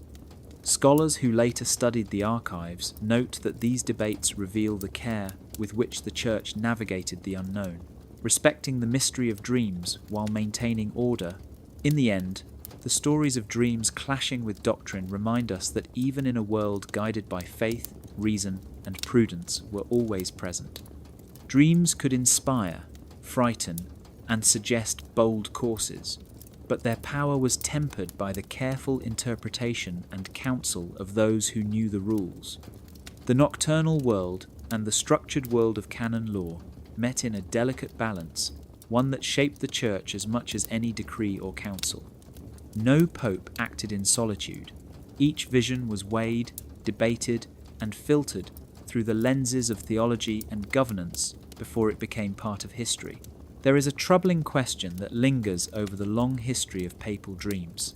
Did every vision truly come from the restless sleep of a pope, or were some of them mirrors held up by others, carefully crafted stories designed to guide decisions from behind the curtain? The Vatican, with its layers of secrecy and ceremony, was fertile ground for myth-making. Dreams carried weight. They could justify sudden decrees or calm restless factions. That power made them tempting tools for manipulation, and it is here that the line between genuine vision and planted tale begins to blur. Historians have uncovered cases where dreams were only ever mentioned second-hand, recorded not in the Pope's own handwriting, but in the margins of advisors and scribes. Sometimes the Pope himself made no claim, yet a dream was circulated in his name, whispered among cardinals, and soon accepted as truth. These may have been real visions misremembered, but they may also have been masks, fabrications meant to sway policy without open debate. If a faction within the Church wished to push reform or delay it, what better way than to spread word of a dream that seemed to carry divine approval? Consider the account of a pope who allegedly dreamed of a bridge of silver stretching from Rome to Constantinople, a vision used to justify new talks of unity with the Eastern Church. Yet no diary of his contains the story, only later chronicles repeating it as rumour. It is possible the dream was genuine, but it is just as possible it was planted, a myth circulated so widely it gained the authority of fact. Another tale speaks of a pontiff dreaming of a serpent beneath a crown, used to discredit a rival monarch. Again, the dream survives only in the writings of the monarch's enemies. Such stories suggest that dreams could be tools, wielded not by the dreamer, but by those eager to shape decisions in his name. This does not mean every papal vision was fraudulent. Many popes recorded their own dreams in their own hand, but the coexistence of authentic dreams and possible fabrications creates a mirror effect, where truth and illusion reflect each other until the difference becomes hard to see. For the faithful, the distinction may not have mattered. A dream, whether real or invented, carried power if enough people believed it.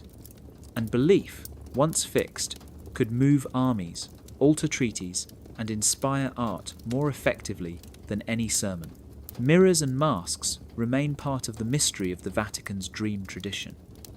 They remind us that history is not only what happened, but also what people chose to believe had happened.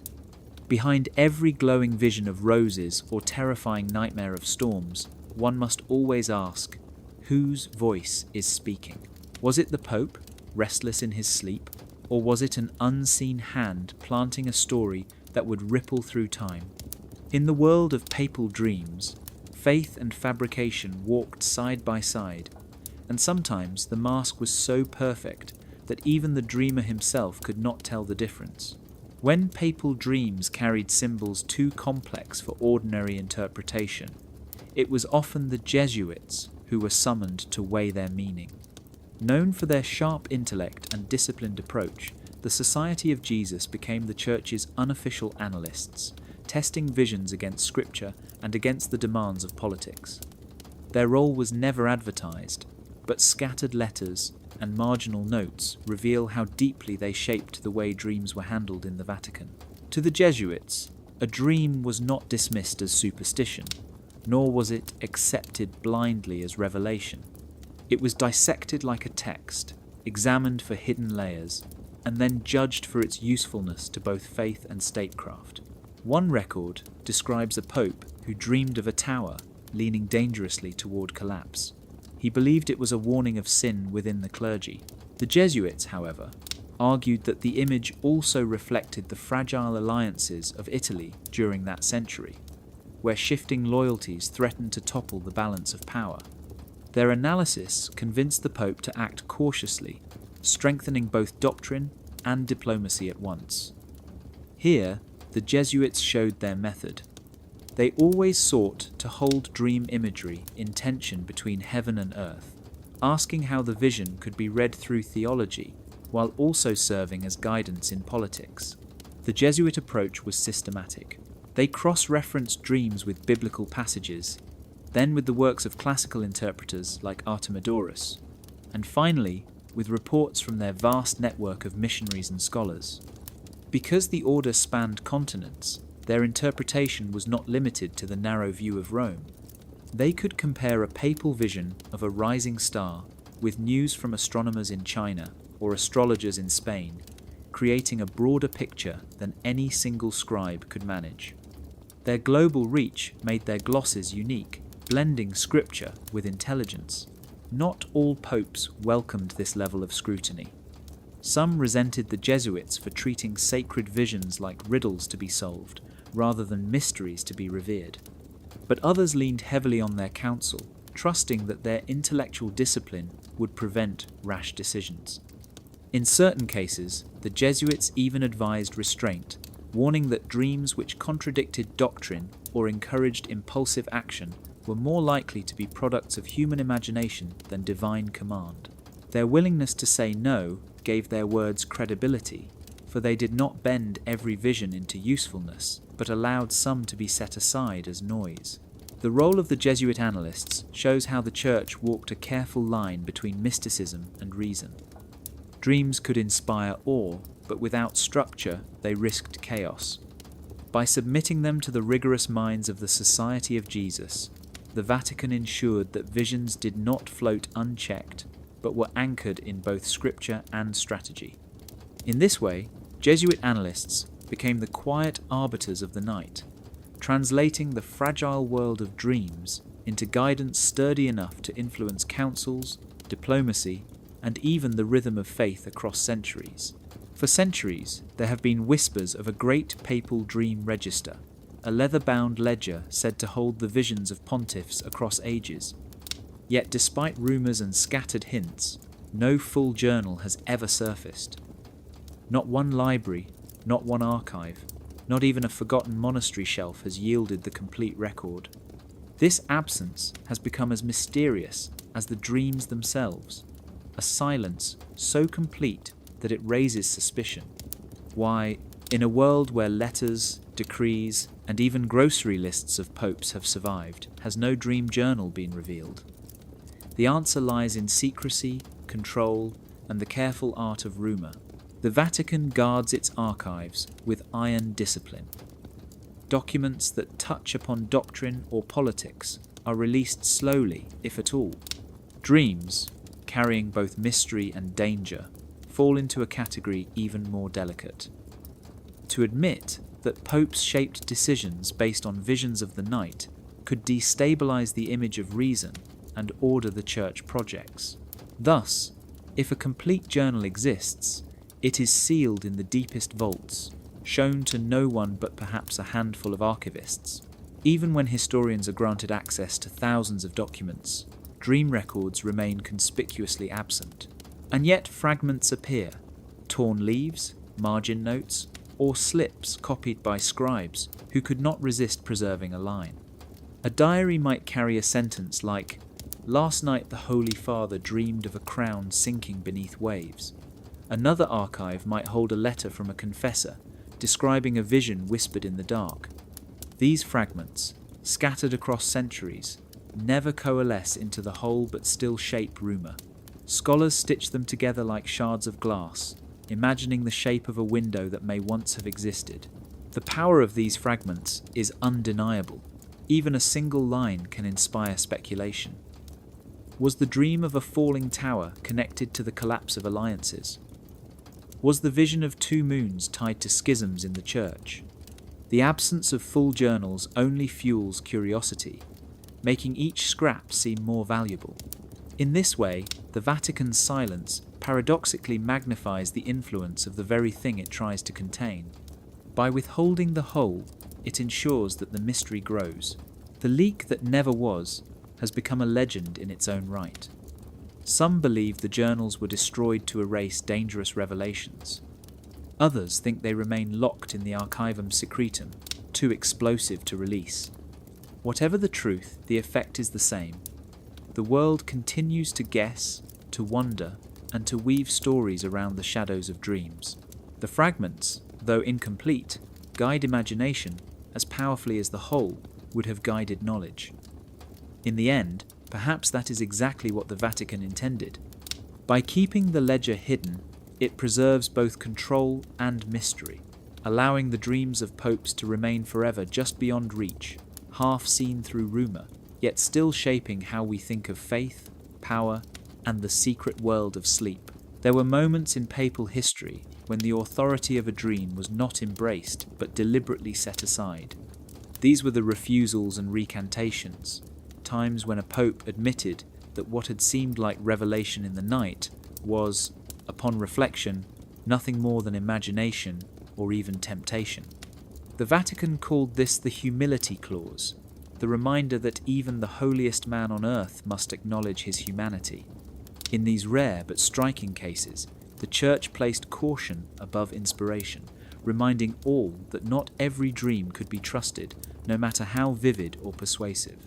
One such story tells of a pope who dreamed of a shining sword offered to him by a figure cloaked in light. He woke convinced that the vision meant he should call for a crusade, to wield the sword on behalf of heaven. For days he spoke with advisors about mobilizing armies, drafting early plans for banners and bulls. Yet, as time passed, he grew uneasy. The more he prayed, the more he felt the dream had stirred pride rather than faith.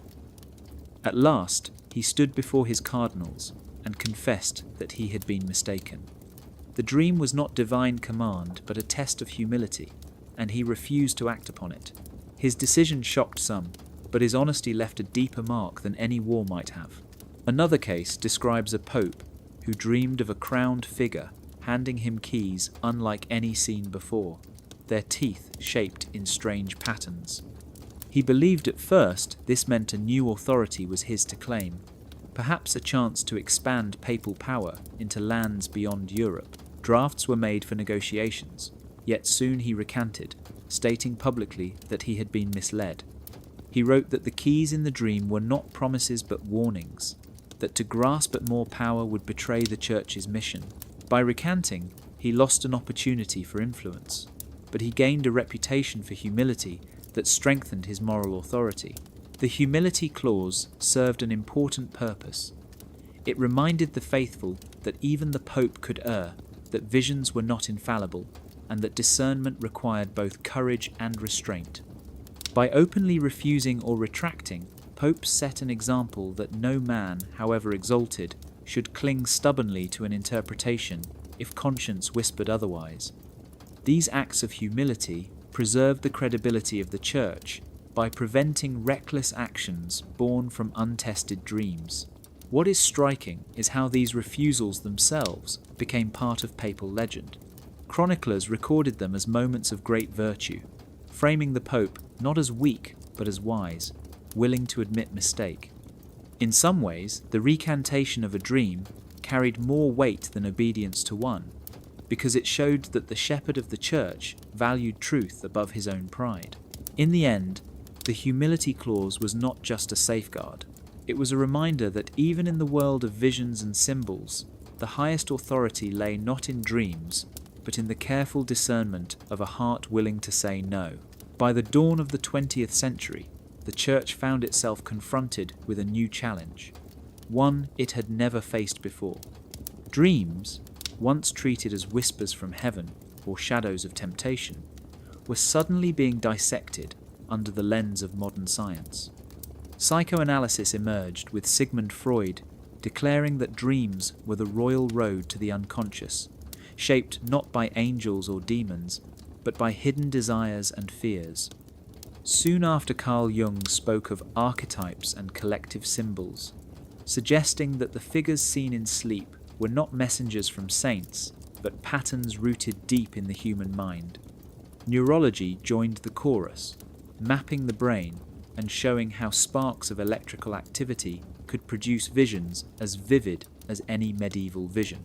For the Vatican, this shift was unsettling. For centuries, popes had recorded dreams as potential instruments of guidance, filed them into secret registers, and treated them as delicate material requiring discernment. Now scholars outside the Church were stripping away the mystery and calling it psychology. Some priests rejected the new science outright, warning that it reduced the soul to chemicals. Others quietly saw opportunity. If psychology could explain part of the dream, perhaps it could also help the Church distinguish between imagination and revelation with greater care. In the mid-20th century, theologians began engaging cautiously with psychoanalysis, not to replace spiritual interpretation, but to supplement it. A dream of fire, once immediately labelled as divine warning, might now also be examined as an expression of personal anxiety. A vision of a saint could be weighed as a symbol of yearning rather than a literal visitation. The point was not to dismiss, but to refine, to show that faith could coexist with reason. This balance was delicate. The Church insisted that genuine revelations could still occur, but it also admitted that the majority of dreams likely came from the workings of the mind. Neurology brought another layer.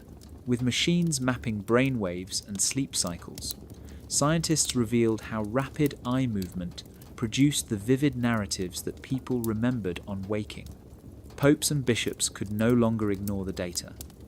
If every human being dreamed nightly, as biology dictated, then papal visions were not rare gifts, but part of a universal process. This did not strip them of value, but it forced the Church to frame them differently, no longer as interruptions of the natural order, but as natural moments in which grace might occasionally choose to act. Modernity knocked, and the Vatican opened the door only part way. Dreams remained sacred mysteries in the archives, yet outside the walls they became case studies in psychology textbooks. The old nocturnes were now seen through competing lenses, one speaking of unconscious fears, the other of divine signals. The truth perhaps lies in both, that dreams are shaped by the mind but open to the touch of mystery. In this uneasy truce between science and faith, the Church continues to walk, guarding its dream journals, even as scholars explain them in new, unimagined ways. In the modern age, even the Vatican cannot escape the pull of digital technology. If the mysterious Somnium Register truly exists, the great ledger of papal dreams whispered about for centuries, then it almost certainly no longer survives only in ink and leather. Somewhere beneath the marble floors and guarded gates of Rome, archivists have likely transformed those fragile manuscripts into digital vaults, images stored on secure servers, their access logged by codes rather than by keys of iron. The idea that the most secret book of the papacy might now live as a file raises questions as haunting as the dreams it contains. Digitization offers preservation. Ancient parchment fades, ink crumbles, and leather warps with time. By scanning each page, the Vatican ensures that 1,000 years of nocturnal visions will not be lost to decay. Yet with digital preservation comes something new, something medieval scribes could never have imagined. Every access leaves a trace. Every archivist who opens a file leaves a digital footprint, a timestamp, an audit trail. This means that secrecy, once guaranteed by silence, is now guarded by technology. It is possible that a pope himself could read his predecessor's dreams with a password instead of a candle, but it is just as possible that even he would be monitored as he does so. This digital reality changes the meaning of access. In earlier centuries, a monk could slip a note into his satchel, or a cardinal could quietly pass a copied page. Today, such leaks would be nearly impossible without detection. Servers can be sealed off, encrypted, and monitored in real time. The dream register, if digitized, may have become safer than ever before, its secrets locked not by stone walls, but by firewalls. And yet, digital security always carries its own dangers. Hackers, rival states, or even insiders could try to pierce the veil. The thought that papal dreams could one day surface on the open internet feels like a conspiracy thriller, but in a world of leaks and stolen files, it is not unthinkable. The possibility of digital vaults also invites speculation about how the data might be analysed. Imagine centuries of dream entries searchable by keyword, date, or symbol. Patterns could emerge, revealing recurring themes across ages. Did multiple popes dream of moons or towers? Did wars follow years when nightmares were most frequent? In analog form, such connections remained buried in dust. In digital form, they could be mapped like constellations. Whether the Vatican has allowed such analysis or fears what it might uncover is unknown, but the very potential is staggering. If the Somnium Register has entered the digital age, then it embodies both continuity and change. It remains hidden, sealed to outsiders as it always was, yet it now lives in a form that makes secrecy both stronger and more fragile at once. A single server crash, a single leak, a single hacked password could do what centuries of rumour never achieved. The digital vaults guard the dreams of popes with unmatched precision, but they also hum quietly with the possibility that one day light could spill through the cracks of the screen. Within the walls of the Vatican, the interpretation of papal dreams has always required more than curiosity. It has demanded a balance, a deliberate weighing of risk, faith, and prudence. The Curia developed an unspoken framework for handling such visions, recognizing that what one man experiences in the silence of sleep can ripple into the lives of millions if acted upon. Dreams might serve as private consolation, offering strength and comfort to a weary pope, or they might be taken as public consequence, shaping decrees, wars, or reforms. The great challenge has always been deciding where one ends and the other begins. In private, a dream could be harmless. A pope might dream of a long-lost saint offering reassurance, and in that he could find personal strength. Confessors and advisors often urged him to keep such visions in the realm of faith alone, food for his spirit, but not fuel for his pen. These dreams belonged to the chamber of prayer, never leaving the diary margins in which they were scribbled. In such cases, the framework leaned on prudence, reminding the Pope that not every flicker of the night was meant for the world. But when a dream carried symbols that seemed to touch politics or doctrine, the balance shifted. Faith urged that such visions might be guidance from heaven, a warning or a call to action. Prudence, however, demanded testing. Was the symbol aligned with Scripture? Did it harmonize with reason? Could it be understood as metaphor rather than command? Advisors framed this debate as a tension between risk and restraint. To ignore a true vision might be to defy God. To obey a false one might plunge the church into error. The Curia's role was to slow the process, to hold the dream up to both candlelight and daylight until its meaning could be safely placed. Examples of this balance survive in scattered notes.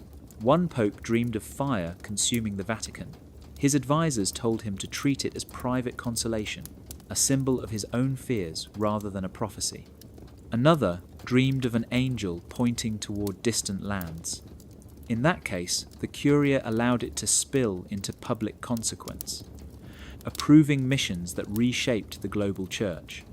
The difference lay not in the vividness of the dream, but in the discernment of its scope. The framework of risk, faith, and prudence kept the Vatican from drifting into extremes. It ensured that popes did not dismiss dreams outright as superstition, nor accept them uncritically as mandates. Instead, each vision was tested, weighed, and classified. This system may not have been perfect, but it gave structure to something inherently unstructured.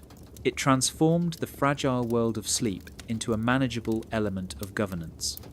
In the end, the Curia's framework reminds us that even in matters as mysterious as dreams, the Church has always sought balance, holding one eye on heaven and the other firmly on earth, determined to guard both the faith of the shepherd and the safety of the flock. The story is told of a night when Rome itself trembled on the edge of disaster, and a single dream altered its fate. A pope, exhausted by weeks of tension, fell into uneasy sleep. In his vision, he walked through the streets of the city, but they were empty and silent, the doors barred, the fountains dry. As he reached the great square, a shadow of fire rose above the skyline, and he saw armies gathering at the gates. The dream was so vivid that he awoke with the taste of smoke in his mouth and the sound of distant drums echoing in his ears.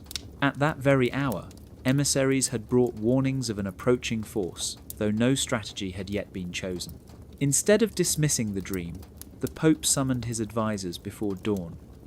He described the vision in detail, his voice steady, his hands clenched on the arms of his chair. The advisors debated whether it was merely an echo of the news already known, or something greater. In the end, the Pope insisted it was a sign demanding immediate action. Orders were drawn up at once to strengthen the city's defences, to close weaker gates, and to call in reserves from nearby towns. Word was sent to allies who had been waiting for direction, and by noon a defence plan was underway that otherwise might have taken weeks to form. The historical outcome was measurable.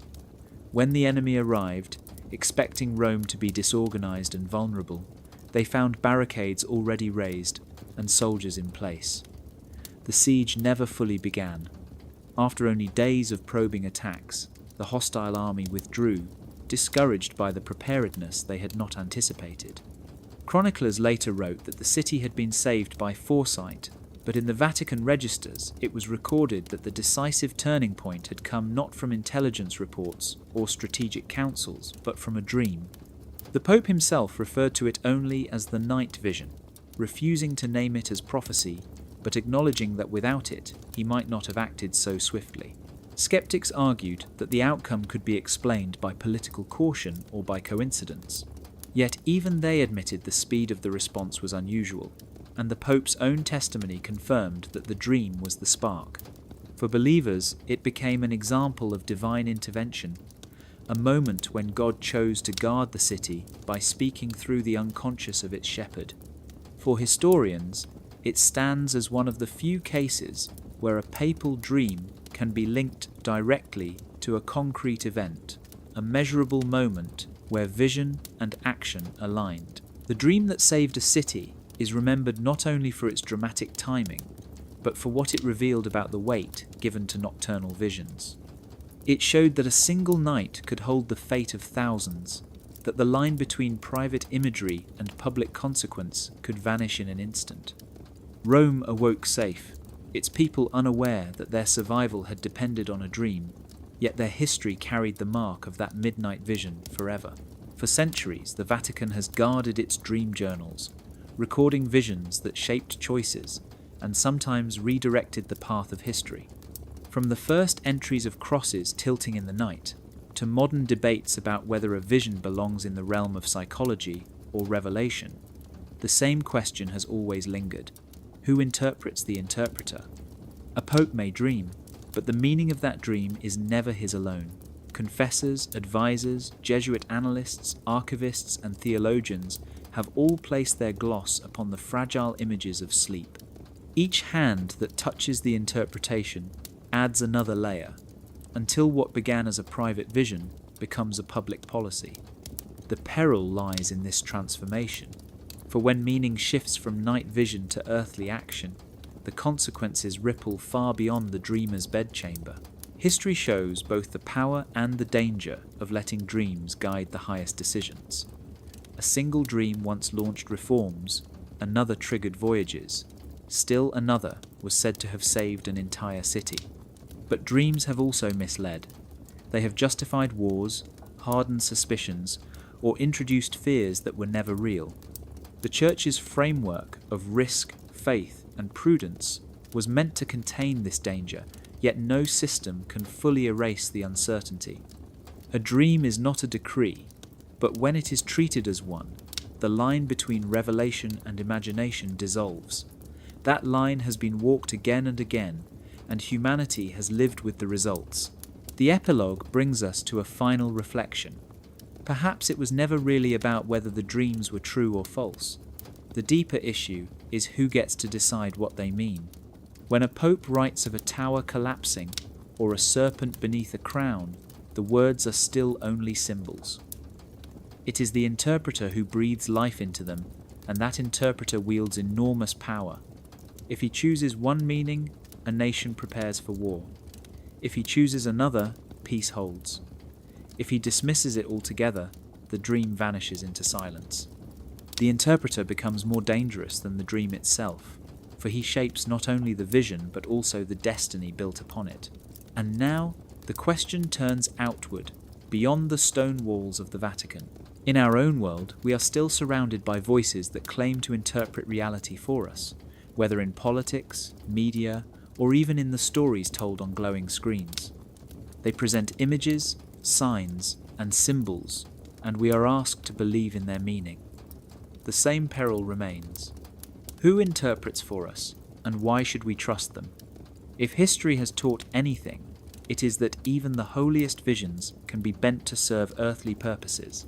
So, As we close the book of papal dreams, the final question lingers. Who interprets the interpreter? And if dreams once shaped the course of nations, what images today are guiding our future without us even knowing? The answer may not be found in archives or in journals, but in our willingness to question, to doubt, and to seek truth before the dream becomes our reality.